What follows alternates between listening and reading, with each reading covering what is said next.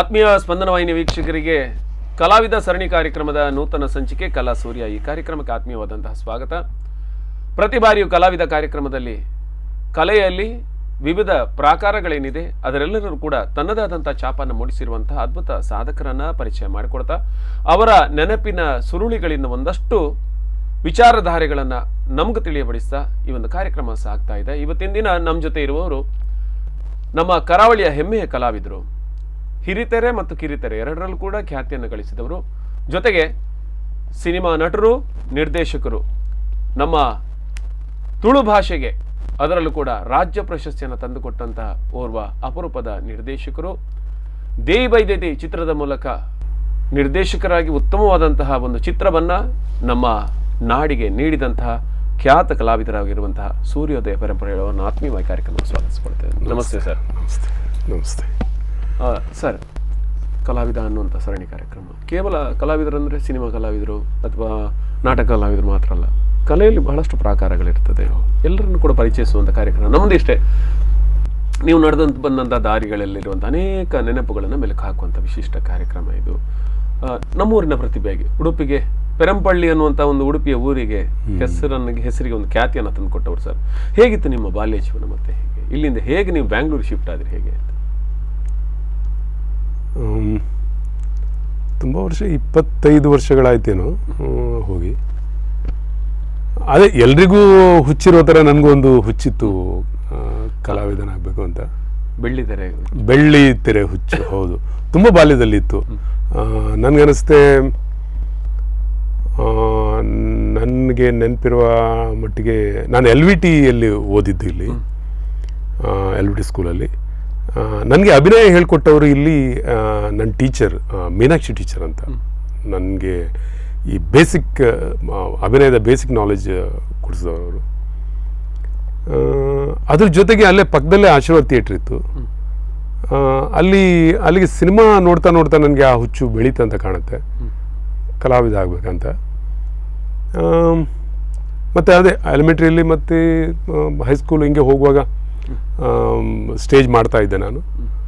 ಆಮೇಲೆ ನಂತರ ಮುಂಬೈ ಹೋದೆ, ಮುಂಬೈ ಥಿಯೇಟ್ರ್ ಮಾಡ್ತಾ ಇದ್ದೆ ನಾನು. ಮುಂಬೈ ಥಿಯೇಟ್ರಿಂದ ಆಮೇಲೆ ಬೆಂಗಳೂರು ಬಂದೆ. ಅದೇ ಇಲ್ಲಿಗೆ ಸ್ಕ್ರೀನಿಗೆ ಬರಬೇಕು ಅನ್ನುವಂಥ ಅದರ ಹಿಂದೆ ಬೆಂಗಳೂರು ಥಿಯೇಟ್ರ್ ಮಾಡ್ತಾ ಇದ್ದೆ. ಅದಕ್ಕಿಂತಲೂ ನನಗೆ ತುಂಬ ನಾಲೆಜ್ ಕೊಟ್ಟಂಥ ಒಂದು ವ್ಯವಸ್ಥೆ ಅಂತ ಹೇಳಿದ್ರೆ, ನಾನು ಬೀದಿ ನಾಟಕ ಮಾಡ್ತಾ ಇದ್ದೆ. ಓಕೆ. ನನಗೆ ಅನಿಸುವ ಮಟ್ಟಿಗೆ ಆಲ್ ಓವರ್ ಕರ್ನಾಟಕ ನಾನು ಸುತ್ತಿದ್ದೀನಿ. ಗೆಜ್ಜೆ ಹೆಜ್ಜೆ ರಂಗತಂಡ ಅಂತ ಒಂದಿತ್ತು, ಮೈಸೂರು ರಮಾನಂದ್ ಅವರು ಅದಕ್ಕೆ ಮುಖ್ಯಸ್ಥರಾಗಿದ್ದರು. ಅವ್ರ ಕಡೆಯಿಂದ ಆಲ್ ಓವರ್ ಕರ್ನಾಟಕ ಮೂಲೆ ಮೂಲೆ ಸುತ್ತಿದೆ. 1,500-2,000 ಹೆಚ್ಚಿಗೆ ಶೋಗಳನ್ನು ಪ್ಲೇ ಮಾಡಿದ್ವಿ. ಅದರದ್ದೆಲ್ಲ ಅನುಭವ ಕ್ರೋಢೀಕರಿಸಿ ಕೊನೆಗೆ ಈ ಮಟ್ಟಕ್ಕೆ ಬಂತು ಅಂತ ಕಾಣುತ್ತೆ. ಮತ್ತು ನಿಮಗೆ ಈ ಸೀರಿಯಲ್ಗೆ ಎಂಟ್ರಿ ಕೊಟ್ಟರಿ ಹೇಗೆ? ಸೀರಿಯಲ್, ನಾನು ಫಸ್ಟ್ ಸೀರಿಯಲ್ ಮಾಡಿದ್ದು ಅದೇ, ನಾನು ರಂಗತಂಡ ಮಾಡ್ತಾ ಇದ್ದೆ. ಅದ್ರ ಜೊತೆಗೆ ನಾನು ಫಸ್ಟ್ ನನಗೆ ಬ್ಯಾಂಗ್ಳೂರು ಹೋದಾಗ ನಾನು ಉದಯ್ ಕುಮಾರ್ ಕಲಾನಿಕೇತನದಲ್ಲಿ ಒಬ್ಬ ಕಲಾವಿದನಾಗಿದ್ದೆ. ನಾನು ಅಲ್ಲಿ ಕಲಿತಾ ಇದ್ದೆ. ನಾನು ಆಗ ಅಲ್ಲಿಯ ಉದಯ್ ಕುಮಾರ್ ಅವರ ಮಗ ವಿಶ್ವಜಿತ್ ಅವರು ನೋಡಿದ್ರು, ನನ್ನನ್ನು ಆ್ಯಕ್ಟ್ ಮಾಡ್ತೀಯಾ ಅಂತ ಕೇಳಿದ್ರು. ನಾವು ಹೋಗಿದ್ದೆ ಅದಕ್ಕೆ ಒಂದು ಅವಕಾಶ. ಹೌದು, ಅವರು ಒಂದು ಅವಕಾಶ ಕೊಡಿಸಿದ್ರು ಆಗ. ಆಮೇಲೆ ಫಸ್ಟ್ ನನಗೆ ಅವಕಾಶ ಸಿಕ್ಕಿದ್ದು ರವಿಕಿರಣ್ ಅವರು ಕೊಟ್ಟರು. ಓಕೆ. ಸುಳಿ ಅನ್ನುವಂಥ ಒಂದು, ಬಹುಶಃ ಸ್ವಲ್ಪ ನಾವು ಹಿಂದಕ್ಕೆ ನೆನಪನ್ನು ಮಾಡಿಕೊಂಡ್ರೆ ರವಿಕಿರಣ್ ಅಂತವರು ಒಂದು ಕನ್ನಡ ಸೀರಿಯಲ್ಗೆ ಒಂದು ಹೊಸ ಆಯಾಮವನ್ನು ಕೊಟ್ಟರು ಅಂತ. ಹೌದು ಹೌದು ಹೌದು ಹೌದು ತುಂಬಾ ಸೀರಿಯಲ್ಗಳನ್ನ ಮಾಡಿದ್ರು, ಒಳ್ಳೊಳ್ಳೆ ಸೀರಿಯಲ್ಗಳನ್ನ. ಆಗ ರವಿಕಿರಣ್ ನೋಡೋಕೆ ಸ್ವಲ್ಪ ನಮ್ಮ ಕಾಪಿ ಕಾಡ್ತಾರೆ. ಹೌದು ಹೌದು, ಕರೆಕ್ಟ್. ಗುರುಕಿರಣ್ ತರ ಇದ್ರು ಅವ್ರ. ಆಗ ನಾನು ಅವ್ರ ಸೀರಿಯಲ್ ನನಗೊಂದು ಅವಕಾಶ ಸಿಕ್ತು. ಅಂದ್ರೆ ಅದು ಒಂದು 2-3 ಎಪಿಸೋಡ್ ಬರುವಂತ ದೂರದರ್ಶನಲ್ಲಿ. ಆಮೇಲೆ ಅದೇ ಅದು ಮಾಡಿದ ನಂತರ ಅವಕಾಶಗಳು ಚಿಕ್ಕ ಚಿಕ್ಕ ಬಂತು. ಮತ್ತೆ ಕನ್ನಡ ಚಿತ್ರರಂಗ ಕಿರುತೆರೆಯಲ್ಲಿ ಮೊದಲ ಬಾರಿಗೆ ಒಂದು ಸೀರಿಯಲ್ ಶುರುವಾಯಿತು, ಮೆಗಾ ಸೀರಿಯಲ್ಸ್. ಅದು ಉದಯ ಚಾನಲ್, ಉದಯ ಟಿವಿ ಇತ್ತು, ಆ ಚಾನಲಲ್ಲಿ ಶಕ್ತಿ ಅಂತ ಶುರುವಾಯಿತು. ಅದಕ್ಕೆ ರವಿಕಿರಣ್ ಅವರೇ ನಿರ್ದೇಶಕರು. ಮುಂಬೈ ನಿಂಬಸ್ ಪ್ರೊಡಕ್ಷನ್ ಇದಿತ್ತು ಅದು. ಅದರಲ್ಲಿ ಒಂದು ಮೇಜರ್ ರೋಲ್ ಸಿಕ್ತು ನನಗೆ. ಸಿಕ್ತು. ಹೌದು, ಅದು turning point ಅದು ಟರ್ನಿಂಗ್ ಪಾಯಿಂಟ್ ಆಯಿತು. ಅದು ಮತ್ತೆ ಕಂಟಿನ್ಯೂ ಸುಮಾರು ಎಪಿಸೋಡ್ಗಳಾಯ್ತು. ಅದು ತುಂಬ ಎಪಿಸೋಡ್ ಆಯಿತು. ಅದು ಆ ಕಾಲದಲ್ಲಿ ಎಷ್ಟು ನನಗನ್ನಿಸುತ್ತೆ 250-500 ಎಪಿಸೋಡ್ ತನಕ ಹೋಯ್ತು. ಓಕೆ. ಆಮೇಲೆ ಒಂದೊಂದೇ ಜರ್ನಿಗಳು ಶುರುವಾಯಿತು. ಆಮೇಲೆ ಪ್ರೊಡಕ್ಷನ್ ಶುರು ಆಯಿತು ನಮ್ಮದೇ. ಓಕೆ, ನೀವು ಪ್ರೊಡಕ್ಷನ್ ನಮ್ಮದು ಪ್ರೊಡಕ್ಷನ್ ಸೀರಿಯಲ್ ಮಾಡಿದ್ರಿ? Serial productions. ನನ್ನ ಬ್ಯಾನರಲ್ಲಿ ಮುಗಿಲ ಮಲ್ಲಿಗೆ, ನಾನು ಓದಬೇಕು, ಅಗೋಚರ, ಅಮ್ಮ, ಮಧುರ ಮಿಲನ, ಇವೆಲ್ಲ ನಾನು ದೂರದರ್ಶನ್ ಪ್ರೊಡಕ್ಷನ್ಸ್ ಎಲ್ಲ. ಅವಾಗ ನಾನು ಪ್ರೊಡಕ್ಷನ್ಸ್ ಮಾಡ್ತಾ ಇದ್ದೆ. ನಾನು ಓಕೆ. ಆ್ಯಕ್ಟ್ ಮಾಡೋದ್ರ ಜೊತೆಗೆ ನಮ್ಮ ಹೋಮ್ ಬ್ಯಾನರಲ್ಲಿ ಪ್ರೊಡಕ್ಷನ್ಸ್ ಆಗ್ತಾ ಇತ್ತು. ಓಕೆ. ಹಾಗೆ ಜರ್ನಿ ಶುರುವಾಯಿತು. ಸರ್, ಈಗ ನಾನು ಕೇಳ್ತಾ ಇರೋದು, ನೀವು ಇಲ್ಲಿಂದ ನಿಮ್ಮ ಮನೆಯಲ್ಲೆಲ್ಲ ಯಾರಿದ್ರು ಇಲ್ಲಿ? ನೀವಂದ್ರೆ ನೇರವಾಗಿ ಎಲ್ಲವನ್ನು ಬಿಟ್ಕೊಂಡು ಹೋಗುವಷ್ಟಕ್ಕೆ ನಿಮ್ಮ ಮನೇಲಿ ಸಪೋರ್ಟ್ ಹೇಗಿತ್ತು? ಯಾರು ಇರಲಿಲ್ಲ ಇಲ್ಲಿ. ಆ ಥರದ್ದು ನನಗೆ ಅಂದರೆ ಈ ಕಲಾವಿದನ ಒಂದು ಯಾವುದೋ ಒಂದು ಬ್ಯಾಕ್ ಸಪೋರ್ಟ್, ಗಾಡ್ ಫಾದರ್ ಬೇಕು, ಯಾರು ಇರಲಿಲ್ಲ. ಹುಚ್ಚು ಅಷ್ಟೇ. ಸಡನ್ ಆಗಿ ನೀವು ಮನೆಯೆಲ್ಲ ಬಿಟ್ಟು ಹೋಗ್ಬೇಕು ಅಂದ್ರೆ ಮನೆಯಲ್ಲಿ ಯಾರೆಲ್ಲ ಇದ್ರು ಅಂತ? ಅಲ್ಲ, ಇದ್ರು, ಗೊತ್ತಿದ್ದೇ ಆಗಿದ್ದು. ಈಗ ಮತ್ತೆ ಪ್ರೊಡಕ್ಷನ್ ಮಾಡುವಾಗ ನಮ್ಮ ತಂದೆ ಇದ್ರು. ಆವಾಗ ನಮ್ಮ ತಂದೆ ಸಪೋರ್ಟ್ ಇತ್ತು. ಆ್ಯಕ್ಟ್ ಮಾಡ್ತಾನೆ, ಏನಾದರೂ ಮುಂದೆ ಬರ್ತಾನೆ. ಮತ್ತೆ ಇನ್ನೊಂದು ಏನಂತ ಹೇಳಿದ್ರೆ, ನಾವು ಓದೋದ್ರಲ್ಲಿ ತುಂಬ ಮುಂದೆ ಅಲ್ವಾ. ಅಂದ್ರೆ ಗೊತ್ತಾಯ್ತಲ್ಲ, ಓದೋದ್ರಲ್ಲಿ ತುಂಬ ಮುಂದೆ, ಬೆಂಚಲ್ಲಿ ಹಿಂದೆ. ಹೌದು, ಬೆಂಚಲ್ಲಿ ಹಿಂದೆ. ಮತ್ತೆ ನಾನು ಯಾವುದಕ್ಕೂ ಅನ್ಫಿಟ್, ಬೇರೆ ಏನಾದ್ರು ಮಾಡಿದ್ರೆ ಅನ್ಫಿಟ್ ನಾನು. ಮತ್ತೆ ಇವ್ನು ಮಾಡೋದಾದ್ರೆ ಏನ್ ಮಾಡ್ತಾರೆ, ಮಾಡಿದ್ರೆ ಇದನ್ನೇ ಮಾಡ್ಬೇಕು ಅಂತ, ಇದಾದ್ರೂ ಒಂದು ಮಾಡ್ತಾನಲ್ಲ ಅಂತ ಅನ್ನುವಂತ ನಾನು ಅದೇ ಸ್ಟ್ರಗ್ಲಿಂಗ್ ಆವಾಗ ತುಂಬಾ ಆಯ್ತು. ಅಲ್ಲ, ಆಗಿನ ಕಾಲದಲ್ಲಿ ಇಷ್ಟು ಚಾನೆಲ್ಗಳಿರ್ಲಿಲ್ಲ. ಹೌದು. ಮತ್ತೆ ಇಷ್ಟು ಕಾರ್ಯಕ್ರಮಗಳು ಆಗ್ತಾನೆ ಇರಲಿಲ್ಲ. ಯಾಕಂದ್ರೆ ದೂರದರ್ಶನ್ ಒಂದೇ ಇದ್ದಿದ್ದು. ಆದ್ರಿಂದ ಒಂದು ರಾಶಿ ಕಲಾವಿದರಿಗೆ ಇದ್ದಿದ್ದು ದೂರದರ್ಶನ ಮಾತ್ರ. ಅದರಲ್ಲಿ ಅವಕಾಶ ಸಿಗ್ಬೇಕಾದ್ರೆ ಸುಲಭದ ವಿಷಯ. ನನಗೆ ಈಗಲೂ ಅದೊಂದು ದಿನ ನೆನಪಿದೆ. ನಾವು ಚಾನ್ಸ್ ಕೇಳ್ಕೊಂಡು ಹೋಗುದು ಸರ್. ಅವಾಗ ಕರೆಕ್ಟ್, ಕೆಲಸ ಕೇಳ್ಕೊಂಡು ಅದು ಹೆಂಗೆ ಅಂತ ಹೇಳಿದ್ರೆ, ಎಲ್ಲಿ ಶೂಟಿಂಗ್ ನಡೀತದೆ ಗೊತ್ತಿಲ್ಲ. ಇರುವುದು ಒಂದು 4-5 ಶೂಟಿಂಗ್. ಫಸ್ಟ್ ದೂರದರ್ಶನ ಹೋಗುದು. ದೂರದರ್ಶನ ಸೀರಿಯಲ್ಸ್ ನಡೀತಾ ಅಲ್ವಾ, ಅವ್ರಿಗೆ ಗೊತ್ತಿರೋದು ಅಂದ್ರೆ ಎಲ್ಲೆಲ್ಲ ಆಗುತ್ತೆ ಅದು ಸ್ವಲ್ಪ 4 ಗೊತ್ತಾಗ ಇಂಥ ಪ್ಲೇಸಲ್ಲಿ, ಅಂಥ ಪ್ಲೇಸಲ್ಲಿ ಹುಡ್ಕೊಂಡು ಹೋಗೋದು. ಅಲ್ಲಿ ಹೋಗಿ ಕಾಯೋದು, ಕೊಡ್ತಾರೆ ಚಾನ್ಸ್ ಅಂತ. ಯಾರೋ ಒಬ್ರು ಒಂದು ಘಟನೆ ನನಗೆ ಈಗಲೂ ನೆನಪಿದೆ ಸರ್. ಯಾರೋ ಒಬ್ರು ಪ್ರೊಡಕ್ಷನ್ ಮ್ಯಾನೇಜರ್ ಕರೆದ್ರು, ಬನ್ನಿ ಅಂತ. ಹೋದ್ವಿ. ಇದು ಬಿಗಿನಿಂಗ್ ಸರ್. ಅವಾಗ ಹೋಗೋಕ್ಕೆ ದುಡ್ಡಿಲ್ಲ ಬಸ್ಸಲ್ಲಿ, ನಡ್ಕೊಂಡು ಹೋದ್ವಿ. ಹೋಗಿ ಅಲ್ಲಿ ಹೋಗುವಾಗ ಮಧ್ಯಾಹ್ನ 1-1:30 ಗಂಟೆ ಆಯಿತು. ಶೂಟಿಂಗ್ ಬ್ರೇಕ್ ಆಗಿದೆ, ಲಂಚ್ ಬ್ರೇಕ್. ಹೋದಾಗ ಊಟದ ಟೈಮ್, ಮಧ್ಯಾಹ್ನ ತಿಂಡಿ ತಿಂದಿಲ್ಲ. ಗೊತ್ತಲ್ಲ, ಊಟಕ್ಕೆ ಎಲ್ಲರೂ ತಟ್ಟೆ ಇಟ್ಕೊಂಡು ಕ್ಯೂ. ನಾನು ಒಂದು ತಟ್ಟೆ ನಿಂತ್ಕೊಂಡೆ. ನನ್ನ ಸರದಿ ಬಂತು, ತಟ್ಟೆ ಕಿತ್ಕೊಂಡ್ರು ನನ್ನಿಂದ. ಯಾಕಂದ್ರೆ ನನ್ನನ್ನು ಕರ್ಕೊಂಡೋದ ಅವ್ನು ಪ್ರೊಡಕ್ಷನ್ ಮ್ಯಾನೇಜರ್ ಇರಲಿಲ್ಲ ಅಲ್ಲಿ. ಅವ್ರು ಯಾರಿಗೂ ಊಟಕ್ಕೆ ಬಂದಿದ್ದಾರೆ ಅಂತ ಅನ್ಕೊಂಡ್ರು. ಹೌದು, ನಾನು ಅವ್ನಿಗೆ ಹೇಳಿದೆ ನನ್ನನ್ನು ಕರೆದಿದ್ದಾರೆ ಅಂತ. ಏನೋ ಆಯ್ತು, ಪಕ್ಕಕ್ಕೆ ನಿಂತ್ಕೊಂಡೆ. ಒಂದು 1 hour ಬಿಟ್ಟು ಅವ್ರು ಬಂದ್ರು. ಅರೆ ನೀವು ಬಂದ್ಯಾ ಅಂತ ಕರ್ಕೊಂಡೋದ್ರು ಪುನಃ ಊಟಕ್ಕೆ. ನನ್ನ ಅದೃಷ್ಟ ಚೆನ್ನಾಗಿಲ್ಲ, ಊಟ ಖಾಲಿಯಾಗಿ ಹೋಗಿತ್ತು. ಅಯ್ಯಯ್ಯೋ, ಆಗ ಹಂಗಿತ್ತು ಸರ್ ಅವಾಗ. ಹೌದು, ಅಂತ ಒಂದು ಕಷ್ಟದ ದಿನಗಳು ಒಂದು ಕಲೆಗೆ ಬೇಕಾಗಿ ಮುಡಿಪಾಗಿರುವಂಥದ್ದು.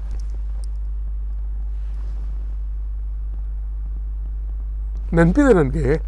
ಆವತ್ತು ನಾನು ರಾತ್ರಿನೂ ಊಟ ಮಾಡಿರಲಿಲ್ಲ, ಹಣ ಇರಲಿಲ್ಲ. ಹಂಗೆ ಆಮೇಲೆ ಅವ್ರು ಕರ್ಕೊಂಡೋಗಿ ಅಲ್ಲೆಲ್ಲ ಕೊಡಿಸಿದ್ರು, ಏನಾದ್ರು ಬೇರೆ ವಿಷಯ. ನನಗೆ ಆ ದಿನಗಳು ಈ ಜರ್ನಿಯಲ್ಲಿ ಅದೆಲ್ಲ ನೆನಪಾಗುತ್ತೆ. ಇವೆಲ್ಲ ಏನು ಬಂದಾಗ ನನಗೆ ಅನ್ಸಲ್ಲ ಅದು. ಈ ಅವಾರ್ಡ್ ವಿಷಯ ಬಂದಾಗ, ನೀವು ಹೇಳಿದ್ರೆ ಅವಾರ್ಡ್ ವಿಷಯ ಬಂದಾಗಲ ಅದೊಂದು ಇತ್ತು ತಲೆಯಲ್ಲಿ. ಅವಾರ್ಡ್ ತಗೋಬೇಕು, ಅದು ಮಾಡಬೇಕು. ನಾನು ಸಿನಿಮಾ ಶುರು ಮಾಡುವಾಗ ಅದನ್ನೇ ಹೇಳ್ತಾ ಇದ್ದೆ. ಅವಾರ್ಡ್ ಸಿನಿಮಾ ಇದು, ಅವಾರ್ಡ್ ಮಾಡಬೇಕು. ಕತೆ ಆ ಥರ ಇತ್ತು, ನಾವು ಮಾಡ್ತೀವಿ ಅನ್ನೋ ಒಂದು ಧೈರ್ಯ ಇತ್ತು. 1-2 ಕೋಡ್ ಇತ್ತು ಅಂತ ಕಾಣುತ್ತೆ ನನಗೆ, 2 ಕೊಂಬಿತ್ತು. ಅದು ಮಾಡ್ತೀವಿ, ಇದು ಮಾಡ್ತೀವಿ ಅಂತ. ನಾನು ಅವಾರ್ಡ್ಗೆ ಆಗಿ ಸಿನಿಮಾನ ಡೆಲ್ಲಿ ಸಬ್ಮಿಟ್ ಮಾಡಿ ಬಂದಾಗ ನನ್ನ ತಾಯಿಗೆ ಹೇಳಿದೆ ನಾನು, ಈ ಥರ ಅವಾರ್ಡ್ಗೆ ಅಂತ. ಅವರು ಒಂದ್ಸಲ ನನ್ನನ್ನು ಹಿಂಗೆ ಮುಖ ನೋಡಿದ್ರು, ಏನದು ಅವಾರ್ಡ್ ಅಂದರೆ ಅಂತ. ಪಾಪ ಅಷ್ಟು ಮುಗ್ಧತೆ. ಹೌದು, ಅವಾರ್ಡ್ ನೋಡಿ, ಏನು ಅವಾರ್ಡು ಅಂತ. ನಾನು ಹಿಂಗೆ ಪ್ರಶಸ್ತಿ ಬರುತ್ತೆ. ಏನು ಪ್ರಶಸ್ತಿ? ಹಿಂಗೆ ನಮ್ಮ ಸಿನಿಮಾ ಹಿಂಗೆ ನೋಡಿದರೆ ಅದು ಬೆಸ್ಟ್ ಸಿನಿಮಾ ಕ್ರಿಯೇಷನ್ಸ್ ಅಂತ ನೀವು ಅದು ಕೇಳ್ರೆ? ಹೌದು, ಸಂಕ್ರಿ ಮೋಷನ್ಸ್ ನಮ್ಮ ಇದೇ ಸಿನಿಮಾಕ್ಕೆ ಅವರು ಇದು ಈ ಥರ ಇಷ್ಟು ಜನ ನೋಡ್ತಾರೆ, ಅದನ್ನು ನೋಡಿದ ಮೇಲೆ ಅದು ಬೆಸ್ಟ್ ಸಿನಿಮಾ ಅಂತ ಹೇಳಿ ಏನು 8-10 ಜನ ನೋಡಿ ಬೆಸ್ಟ್ ಸಿನಿಮಾ ಅಂತ ಹೇಳುದಾ? ಅಮ್ಮ ಆ ರೀತಿಯ ಮುಗ್ಧತೆ ಇತ್ತು ಅವರು. ಅವ್ರು ಕೇಳ್ತಾರೆ, ಅವ್ರು ಹೇಳ್ತಾರೆ 8-10 ಜನ ನೋಡಿದ ಮೇಲೆ ಬೆಸ್ಟ್ ಸಿನಿಮಾ. ಹಂಗಲ್ಲ, ಸಮಾಜ ನೋಡಬೇಕು, ಸಮಾಜ ನೋಡಿ ಅವರು ಹೇಳ್ತಾರಲ್ಲ ಅದು ಅವಾರ್ಡ್. ಇದನ್ನೆಲ್ಲ ಬಿಟ್ಬಿಡು ಅಂದ್ರು. ನಾನು ಸತ್ಯ ಹೇಳ್ತೀನಿ, ಆವತ್ತಿನಿಂದ ನನ್ನ ತಲೆಯಲ್ಲಿ ಅದು ಹೊರಟೋಯ್ತು. ಹೌದಲ್ಲ, ಅಂದ್ರೆ ಅದು ಬಹುಶಃ ಒಂದು ಅಂತರ್ ಸತ್ಯ ಅಂತ ಇರ್ಬೋದು. ಯಾಕಂದ್ರೆ ಓರ್ವ ನಿಮಗೆ ಪ್ರೇಕ್ಷಕನ ಸತ್ಯ ಅಲ್ಲಿ ಸಿಕ್ತು ಅಂತ ಅನ್ನೋದು ಅಲ್ವಾ? ನಾನು ಆವಾಗಲೇ ಯೋಚನೆ ಮಾಡಿದೆ, ಎಂತ ನಾವು ಯೋಚನೆ ಮಾಡ್ತೀವಿ. ನಾನು ಅದನ್ನ ಯೋಚನೆ ಮಾಡಿಲ್ಲ. ನನ್ನ ತಲೆಯಲ್ಲಿ ಏನಂತ ಹೇಳಿದ್ರೆ, ನಾನೊಂದು ಅವಾರ್ಡ್ ತಗೋಬೇಕು, ನನ್ನ ಸಿನಿಮಾ ಹಿಂಗೆ, ನನ್ನ ಸಿನಿಮಾ ಹಂಗೆ ಅಂತ ಹಂಗೇನೆ ಇದ್ದಿದ್ದು ನನಗೆ. ಅಮ್ಮ ಹೇಳಿದ ಮೇಲೆ ಅನಿಸ್ತು, ಹೌದಲ್ಲ, ಜನ ನೋಡಬೇಕು, ಜನ ನೋಡಿ ಅದನ್ನ ಹೌದಾ ಜನ ಮೆಚ್ಚಿದ್ರೆ ಅದೇ ದೊಡ್ಡ ಅವಾರ್ಡ್ ಅಂತ. ನಾನು ಅಲ್ಲಿ ತನಕ ನಾನು ಇದೇ ಭ್ರಮೆಯಲ್ಲಿದ್ದೆ. ಆದರೆ ಅದು ಇನ್ನೊಂದಿದೆ, ಏನಂದರೆ ನಮ್ಮ ಕನಸುಗಳು ಒಂದು, ಮತ್ತು ಪ್ರೇಕ್ಷಕರು ನೋಡಬೇಕಾದಂಥ ಸಿನಿಮಾ ಮಾಡೋದು ಒಂದು. ಎರಡು ಕನಸುಗಳ ಮಧ್ಯೆ ಒಂದು ಸ್ವಲ್ಪ ಘರ್ಷಣೆಗಳಿರುತ್ತೆ ಅಂತ. ಯಾಕೆಂದರೆ ಒಬ್ಬ ನಿರ್ದೇಶಕನಾದವನಿಗೆ ಅವನಿಗೆ ಜನ ನೋಡ್ತಾರೋ ಬಿಡ್ತಾರೋ ಅನ್ನೋದಕ್ಕಿಂತಲೂ ನಾನೊಂದು ಇಂತಹ ಸಿನಿಮಾವನ್ನು ಮಾಡಬೇಕು ಅಂತ ಒಂದು ಕನಸಿರ್ತದೆ. ಅದನ್ನು ಜನ ನೋಡ್ಬೋದು ಅನ್ನುವಂಥ ನಂಬಿಕೆನೂ ಇರ್ತದೆ. ಯಾವುದೊಂದು ಗಳಿಗೆಯಲ್ಲಿ ಜನ ನೋಡೋದಿಲ್ಲ, ಆದರೆ ಜನಸಾಮಾನ್ಯನ ಅಂದ್ಕೊಳ್ತಾನೆ ಎಲ್ಲರೂ ನೋಡುವಂಥ ಸಿನಿಮಾ ಮಾಡಬೇಕು. ಅದು ಪಾಪ ಅಮ್ಮನ ಕನಸಿರ್ತದೆ. ಹೌದು ಹೌದು. ನನಗೆ ಅಂದರೆ ನನಗೆ ತುಂಬ ಬಾಲ್ಯದಲ್ಲಿ ಒಂದು ಮಾರಲ್ ಹೇಳ್ಕೊಟ್ಟಿದ್ರು ನಮ್ಮಮ್ಮ.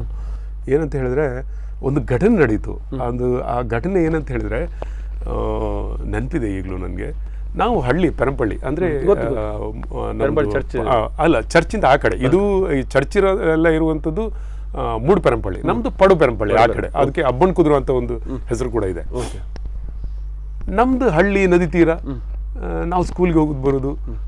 ನಾವು ಸಿಟಿ ಅಂತ ಹೇಳಿದ್ರೆ ನಮಗೆ ಮೇಲೆ ಬರಬೇಕು. ನಮ್ಮ ತಂದೆ ಮನೆ ಬಂದು ಕಟ್ಪಾಡಿ. ನಾವು ಕಟ್ಪಾಡಿಗೆ ಬರ್ತಾ ಇದ್ವಿ. ಅಲ್ಲೊಂದು ಇನ್ಸಿಡೆಂಟ್ ನಡೀತು. ನಾನು ತುಂಬ ಚಿಕ್ಕವನು, ನನಗೆ ಅನಿಸುತ್ತೆ ಆವಾಗ ಒಂದು 5-6ನೇ ಕ್ಲಾಸದ್ದು ಇದ್ದೀನಿ ಅಂತ ಕಾಣುತ್ತೆ. ನಾವಿಲ್ಲಿ ಬೇರ್ ಬಾಡಿ, ಆವಾಗ ಖಾಲಿ ಚಡ್ಡಿ ಹಾಕೊಂಡಿರೋರು ಊರಲ್ಲಿ, ಗೊತ್ತಲ್ಲ. ಇವನ್ ಮಕ್ಕಳು ಸಿಟಿಗೆ ಹೋಗ್ತಾರಲ್ಲ, ನಾನು ಅಣ್ಣ ನಮ್ಮನ್ನ ತಂದೆ ಮನೆ ಕಳಿಸಿದ್ದಾರೆ. ನಮಗೆ ಒಂದು ಹೊಸ ಬನಿಯನ್ ಅಲ್ಲಿ ಸಿಟಿಲಿ ಓಡಾಡೋಕ್ಕೆ ಅಂತ ಹಾಕಿಕೊಂಡಿದ್ದಾರೆ. ನಾವು ಹೋದಾಗ ಅಲ್ಲಿ ಒಬ್ಬ ನನ್ನ ಕಸಿನ್ ಇದ್ದಾನೆ. ಅವ್ನ ಕಸಿನ್ ಈ ಆಟೋ ಓಡಿಸ್ತಾ ಇದ್ದ ಅವಾಗ. ನಮ್ಗೆ ಏನ್ ಖುಷಿ ಅಂತ ಹೇಳಿದ್ರೆ, ಅವ್ನು ಆಟೋದಲ್ಲಿ ಕೂರಿಸ್ಕೊಂಡು ತಿರುಗಿಸ್ತಾನೆ ಕಸ್ಟಮರ್ ಇರುವ, ಅದೇ ದೊಡ್ಡ ಪ್ಯಾಸೆಂಜರ್. ನಮ್ಗೆ ಅದು ಅಂದ್ರೆ ಈಗಿನ ಕಾಲ ವಿಮಾನದಲ್ಲಿ, ಹೌದು, ಆ ಖುಷಿ. ನಾವು ಅದಕ್ಕೆ ಹೋಗೋರು. ನಾವು ಆವತ್ತು ಮನೆಗೆ ಹೋದಾಗ ಮನೆ ಶರ್ಟ್ ಏನು ಕೊಟ್ಟಿದ್ರೆ ಅದರಲ್ಲಿ ಸಿಕ್ಸಿ ಬನಿಯನಲ್ಲಿ ಹೊರಗೆ ಬಂದು ಸಿಟಿಗೆ ಬಂದು ಕಾಯ್ತಾ ಇದ್ವಿ.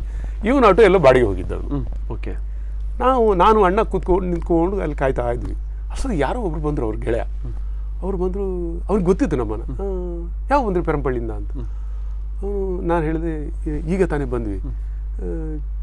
ಇಲ್ಲಿ ಅವನು ಬಾಲಕೃಷ್ಣ ಕಿಟ್ಟ ಅಂತ ಹೇಳಿದ್ರು. ಅವರಲ್ಲಿ ಅವ್ರು ಬಾಡಿಗೆ ಹೋದರು. ಹಾಗಾದರೆ ಒಂದು ಹೊಸ ಬನಿಯನ್ ಅಂದರು. ಹೌದು, ಹೊಸ ಬನಿಯನ್. ಶರ್ಟ್ ಮನೆಯಲ್ಲಿದೆ, ಹಾಕೊಂಡು ಬನ್ನಿ ಅಂದರು.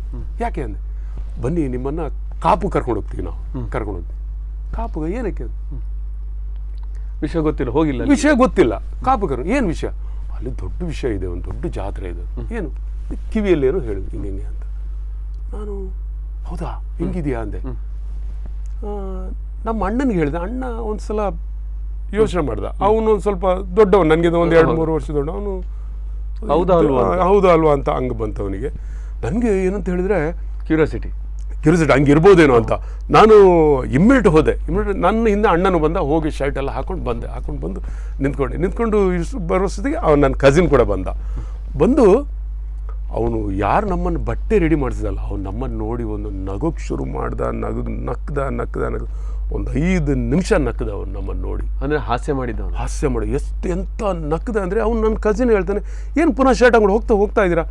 ಇಲ್ಲ, ಇವರು ಕಾಪು ಕರ್ಕೊಂಡು ಹೋಗ್ತಾ ಇದ್ರು ಅಂತ. ಏನಕ್ಕೆ ಅಂತೇಳಿ, ಜಾತ್ರೆ ಉಂಟು ಅಂತ ಹೇಳಿ. ಅಲ್ಲ, ಜಾತ್ರೆ ಅಲ್ಲ, ಅಲ್ಲಿ ಆನೆಗೆ ಚಡ್ಡಿ ಹಾಕ್ತಾರಂತೆ, ಅದನ್ನು ತೋರಿಸ್ತಾರೆ ಅಂತ. ಅಯ್ಯಯ್ಯೋ. ಅಂದ್ರೆ ಒಂದು ಏನೋ ಸ್ವಲ್ಪ ಪಾಪದವರು ಅಂದ್ರೆ ಅದರಲ್ಲಿ ಒಂದು ತಮಾಷೆ. ನನಗೆ ನನ್ನ ಕಸಿನ್ ಕೂಡ ಅವನಿಗೂ ಒಂದು ಸ್ವಲ್ಪ ನಗು ಬಂತು. ಮತ್ತೆ ಅವನು ಹೇಳ್ದೆ, ಇಲ್ಲ ಮರೆ, ಆನೆಗೆ ಯಾರು ಚಡ್ಡಿ ಹಾಕಲ್ಲ. ಇದು ಸಾಧ್ಯನೇ ಇಲ್ಲದ ವಿಷಯ. ನನಗೆ ಹೌದಾ, ಈ ಥರ ಇದೆಯಾ, ನಮಗೆ ಅದು ಗೊತ್ತಿಲ್ಲ ಏನು ಅಂತ. ಅಮಾಯಕರು. ನಾನು ಆಯಿತು. ಆವತ್ತು ನಾವೊಂದು 4-5 ದಿನ ಅಲ್ಲಿ ಕಟ್ಪಾಡಿಯಲ್ಲಿ ಇದ್ವಿ. ನನಗೆ ಅವನು ಆನೆಗೆ ಚಡ್ಡಿ ಹಾಕಿ ನಕ್ಕಿದ್ದಿದೆಯಲ್ಲ, ನೀವು ನಂಬಲ್ಲ, ನನಗೆ ಕೊರಿತಾ ಆಯ್ತು. ಯಾಕೆ ಹಿಂಗಾಯ್ತು? ಇಷ್ಟೊಂದು ಅಪಹಾಸ್ಯ. ಹೌದು, ನಮ್ಮನ್ನು ಯಾಕೆ ಈ ತರ? ಹೌದು, ನಾನು ಅಮ್ಮನ ಹೋಗಿ ಕೇಳಿದೆ, ಈ ಥರ ಆಗೋಯ್ತು ಅದು ಅಲ್ಲಿ ಅಂತ. ನೀನೇನು ಮಾಡಿದೆ? ನಾನು ಹೋದೆ, ಶರ್ಟ್ ಎಲ್ಲ ಹಾಕೊಂಡು ಬಂದಾಗ ತುಂಬ ನಕ್ಕಿದ್ರು, ನಮ್ಮನ್ನು ಹಾಸ್ಯ ಮಾಡಿದ್ರು, ಕಿಂಡಲ್ ಮಾಡಿದ್ರು ಅಂತ. ನನಗೆ ಅವ್ರು ಆವತ್ತು ಒಂದು ಮಾರಲ್ ಹೇಳಿದ್ರು ನಮ್ಮ ತಾಯಿ, ಇದು ನಿನಗೆ ಹಾಸ್ಯ ಅಲ್ಲ, ಇದು ನಿನಗೆ ಇವತ್ತಿಂದ ಪಾಠ ಅಂತ. ಏನೇ ನಿನ್ನ ಮುಂದೆ ಬರುತ್ತೆ, ಇನ್ನು ಏನೇ ವಿಷಯ ಬಂದ್ರು ಅದನ್ನ ನಿನ್ನ ತಲೆ ಒಳಗಡೆ ಹಾಕಿ ಚರ್ಚೆಗೆ ಈಡು ಮಾಡು ಅಂತ. ಸರಿನೋ ತಪ್ಪು ಒಂದು 10 ಜನ ಕೇಳು, ಯೋಚನೆ ಮಾಡು, ಮಂಥನ ಮಾಡು, ಅದು ಸರಿ ಅಂತ ಗೊತ್ತಾದ್ರೆ ಮಾತ್ರ ಮುಂದೆ ಹೋಗಿ, ಇದು ಇವತ್ತಿನಿಂದ ನಿನಗೆ ಪಾಠ ಅಂತ. 100%. ನನಗೆ ನೀವು ನಂಬಲ್ಲ, ಅದು ನನಗೆ ಬದುಕಾಗೋಯ್ತ್ರಿ. ನನಗೆ ನೋಡಿ, ನಾನೊಂದು ಪುಸ್ತಕ ಬರೆದೆ, ಆಮೇಲೆ ಕೋಟಿ ಚೆನ್ನಯ್ಯರ ಬಗ್ಗೆ ಒಂದು ಪುಸ್ತಕ ಬರೆದೆ ನಂತರ. ಅದು ವಿದ್ಯಾಕ್ರಾಂತಿ ವೀರರು ಅಂತ. ನನಗೆ ಆ ಪುಸ್ತಕ ಹುಟ್ಟೋಕ್ಕೆ ಕಾರಣನೇ ನಮ್ಮ ತಾಯಿ. ನಾನು ಅದನ್ನು ನೋಡ್ತೀನಿ. ನಮಗೆ ಗರುಡಿ ಗೊತ್ತಿದೆ, ಗರುಡಿ ಒಳಗಡೆ ಹೋಗ್ತೀವಿ, ಕೈ ಮುಗಿತೀವಿ, ಅವರು ಇಬ್ಬರು ವೀರರು, ಅವ್ರು ಏನಕ್ಕೆ ನಮಗೆ ದೇವರು? ಆ ಒಂದು ಪ್ರಶ್ನೆ, ಜಿಜ್ಞಾಸೆ. ಅದು ಕ್ವಶನ್ ಮಾರ್ಕ್ ಕ್ರಿಯೇಟ್ ಆಯಿತು. ನಮ್ಮ ತಾಯಿನ ಬಂದು ಕೇಳಿದೆ, ಆವಾಗಲೂ ಅದನ್ನೇ ಹೇಳಿದ್ರು, ಹುಡುಕು ಅದನ್ನ ಏನು ಅಂತ. ಕರೆಕ್ಟ್, ಹುಡುಕು ಅದನ್ನ, ಏನಕ್ಕೆ ದೇವ್ರವರು? ನಾನು ಅದೇ ಸ್ಟೋರಿ ಅದನ್ನು ಹುಡುಕಿದೆ. ಅದನ್ನು ಹುಡುಕಿದ ಮೇಲೆ ಅದರಿಂದ ಹೊಸ ಪುಸ್ತಕ ಬಂತು, ವಿದ್ಯಾಕ್ರಾಂತಿ ವೀರರು. ನನಗೆ ಅದು ಪೂಜ್ಯ ಕಾವಂದರು ಪುಸ್ತಕ ನೋಡಿದಾಗ ಅವರು ಅದನ್ನೇ ಹೇಳಿದ್ರು, ವಿದ್ಯಾಕ್ರಾಂತಿ ವೀರರು, ಇದೇನು ಟೈಟ್ಲು, ವಿದ್ಯಾಕ್ರಾಂತಿ ಏನು? ಒಂದು ಮುಕ್ಕಾಲು ಗಂಟೆ ಅವ್ರ ಹತ್ರ ಚರ್ಚೆ ಆಯಿತು, ಮಾತಾಯಿತು. ಅವರಿಗೆ ತುಂಬ ಖುಷಿ ಆಯಿತು. ಹೌದಲ್ಲ, ಈ ಥರನೂ ಇದೆಯಲ್ಲ, ಪಾಡ್ದನ ಈ ಥರ ಹೇಳುತ್ತಲ್ಲ ಅಂತ. ಅವರು ಏನು ಮಾಡಿದ್ರು ಅಂತ ಹೇಳಿದ್ರೆ, ನನಗೆ ಒಂದು ಸಂದೇಶ ಕಳಿಸಿದ್ರು, ನೀವು ನಂಬಲ್ಲ. ಆಮೇಲೆ 500 ಪುಸ್ತಕಗಳನ್ನು ಅವರು ತಗೊಂಡ್ರು ಅವರು. ಅದಕ್ಕಿಂತ ದೊಡ್ಡ ಒಂದು ಭಾಗ್ಯ ಬೇಕು. ಹೌದು, ನನಗೆ ಅದು ನಾನು ನನ್ನ ಬಾಲ್ಯದ ನೀವು ಅಂದಾಗ ಕೆಲವು ನೆನಪಿಗೆ ಬರುತ್ತೆ. ಆಮೇಲೆ ಹುಟ್ಟಿದ್ದು ತುಳು ಲಿಪಿ. ತುಳು ಲಿಪಿ ನನಗೆ 10-12 ವರ್ಷಗಳ ಹಿಂದೆನೇ ನಾನು ತುಳು ಲಿಪಿ ಕಲ್ತಿದ್ದೆ. ಅವಾಗ ಯಾರಿಗೂ ಗೊತ್ತಿಲ್ಲ ತುಳು ಲಿಪಿ ಇದೆಯಾ ಅಂತಲೂ, ಎಷ್ಟೋ ಜನಕ್ಕೆ ಗೊತ್ತಿಲ್ಲ. ನಾನು ಎಲ್ಲೋ ಒಂದು ಕಾಲದಲ್ಲಿ ಕೇಳಿದ್ದೆ, ಅದು ಲಿಪಿ ಇದೆಯಂತೆ. ನಾನು ಎಲ್ಲೋ ನನಗೆ ಸಿಕ್ತು, ಹುಡುಕಿದೆ, ಬರೆದೆ, ನಾನು ಅದನ್ನು ಕಲಿತೆ. ನಾನು ಅದನ್ನು ದಿನಾ ಬರೆಯಂತಿದ್ದು ನಾನು ತಿದ್ದು ಕಲಿತೆ. ನನ್ನ ಅಣ್ಣ ತಂಗಿ ಯಾರು ನೋಡಿದಾಗ, ಏನೋ ಮರಾಯ ನೀನು ಕಲಿಯೋ ಟೈಮಲ್ಲಿ ಕಲ್ತಿಲ್ಲ, ಇದು ಏನೋ ನಿಂದು ಈಗ ಟೈಮಲ್ಲಿ ಬರೀತಾ ಇದ್ದೆ. ನಾನು ಅದನ್ನು ಕಲಿತೆ. ನನಗೆ ಅದು ಬಂದು ನನಗೆ ಅದು ಗೊತ್ತಿಲ್ಲ ನನಗೆ ಏನು ಅಂತ. ಅದನ್ನು ಒಂದು ರಫ್ ಪುಸ್ತಕ ಮಾಡಿದೆ ನಾನು. ಪುಸ್ತಕ ಮಾಡಿ ಅದು ಕೂಡ ವೀರೇಂದ್ರ ಹೆಗಡೆ ಅವರ ಮುಂದೆ ಹೋಯಿತು. ಕೋಇನ್ಸಿಡೆಂಟ್ ಆವಾಗ ತುಳು ಸಮ್ಮೇಳನ ನಡೀತಾ ಇತ್ತು. ಅವರು ಹೇಳಿದ್ರು, ಅರೆ ಈ ಪುಸ್ತಕ ಇದು ವಿಶ್ವ ಸಮ್ಮೇಳನದಲ್ಲಿ ಬಿಡುಗಡೆ ಆಗಲೇಬೇಕು ಅಂತ. ಅವರು ಅದಕ್ಕೊಂದು ವೇದಿಕೆ ಕಲ್ಪಿಸಿದ್ರು. ಶುರುವಾಯಿತು, ಲಕ್ಷಾಂತರ ಪುಸ್ತಕ ಹೋಯ್ತು ಅದು. ನೀವು ನಂಬಲ್ಲ, ಆ ಪುಸ್ತಕ ಲಕ್ಷಾಂತರ. ಇದು ಏನಂತೇಳಿ ಈಗ ನನ್ನ ಬಾಲ್ಯ ನೆನಪು ಬರ್ತಾ ಇದೆ ಇದಕ್ಕೆ. ಹೌದು, ಇದೆಲ್ಲೂ ಕೂಡ ಅನುಕೂಲ ಆಗ್ತಾ ಇದೆ ಅಂತ. ನ್ಯಾಷನಲ್ ಆಂಥಮ್ ನೆಕ್ಸ್ಟ್ ಕಟ್ ಮಾಡಿದೆ, ನೀವು ನಂಬಲ್ಲ, ನ್ಯಾಷನಲ್ ಆಂಥಮ್ ಬಗ್ಗೆ ಒಂದು ಪುಸ್ತಕ ಬರೆದೆ. ರಾಷ್ಟ್ರಗೀತೆ, ನಾವು ರಾಷ್ಟ್ರಗೀತೆ ಹೇಳ್ತೀವಿ. ನಾನು ರಾಷ್ಟ್ರಗೀತೆ ಹೇಳ್ತಾ ಇದ್ದೆ, ತುಂಬ ವರ್ಷಗಳಿಂದ ಹೇಳ್ತಾ ಇದ್ದೆ. ನಾನು ಸ್ವಲ್ಪ ಉದ್ದ, ಲೈನಲ್ಲಿ ಹಿಂದೆ ನಿಲ್ಲೋನು. ಜನಗಣಮನ ಹೇಳುವಾಗ ನನಗೆ ಈಗಲೂ ನೆನಪಿದೆ,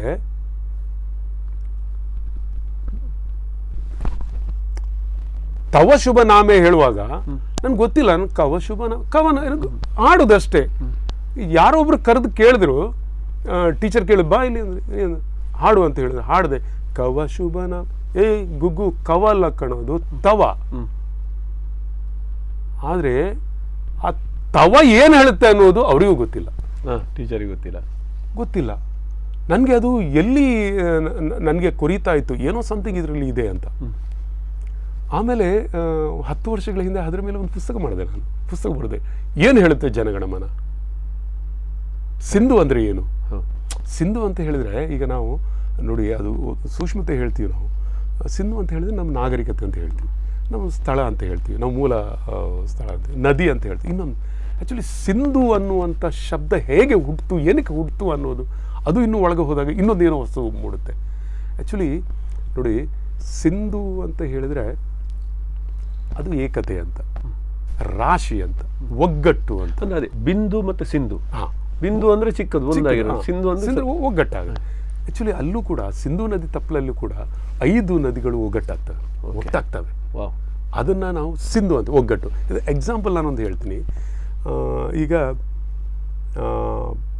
ಒಂದು ಮೀಟಿಂಗ್ ನಡೀತೆ, ಒಂದು ಮೀಟಿಂಗಲ್ಲಿ ಒಂದು ವಿಷಯನ ನಾವು ಮಂಡನೆ ಮಾಡ್ತೀವಿ. ಮಂಡನೆ ಮಾಡಿದಾಗ ಆಯಿತು, ಅಸಿಂಧು ಆಯಿತು. ಒಂದೇ ಸಿಂಧು ಆಗುತ್ತೆ, ಇಲ್ಲಾಂದ್ರೆ ಅಸಿಂಧು ಆಗುತ್ತೆ. ಸಿಂಧು ಅಂದರೆ ಒಟ್ಟಾಗತ್ತೆ, ಓಕೆ ಆಗುತ್ತೆ, ಎಲ್ಲರ ಅಭಿಮತ ಒಟ್ಟಾಗುತ್ತೆ. ಅಲ್ಲೂ ಕೂಡ ಅಂದರೆ ಸಿಂಧು ಅಂತೆ ಈ ಥರ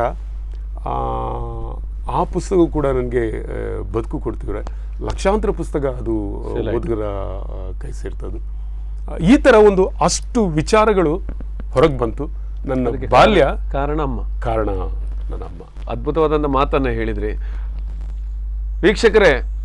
ಓರ್ವ ಸಹೃದಯ ಕಲಾವಿದ ಅವನೊಳಗಿರುವಂತಹ ಜ್ಞಾನದ ಮತ್ತು ನೆನಪಿನ 2 ವಿಚಾರಗಳನ್ನು ತೆರೆದಾಗ ಒಂದಷ್ಟು ಭಾವುಕತೆಗಳು, ಒಂದಷ್ಟು ಅಂದಿನ ನೋವುಗಳ ನೆನಪುಗಳು ಇಂದು ಅತ್ಯಂತ ಖುಷಿಯಾಗಿ ಮತ್ತು ಇಂದಿನ ಸಾಧನೆಗೆ ಬೆನ್ನೆಲುಬಾಗಿ ಹೇಗೆ ನಿಲ್ತವೆ ಅನ್ನೋದಕ್ಕೆ ಸೂರ್ಯೋದಯ ಪೆರಂಪಳ್ಳಿ ಅವ್ರ ಜೊತೆ ಮಾತಾಡ್ತಿದ್ವಿ.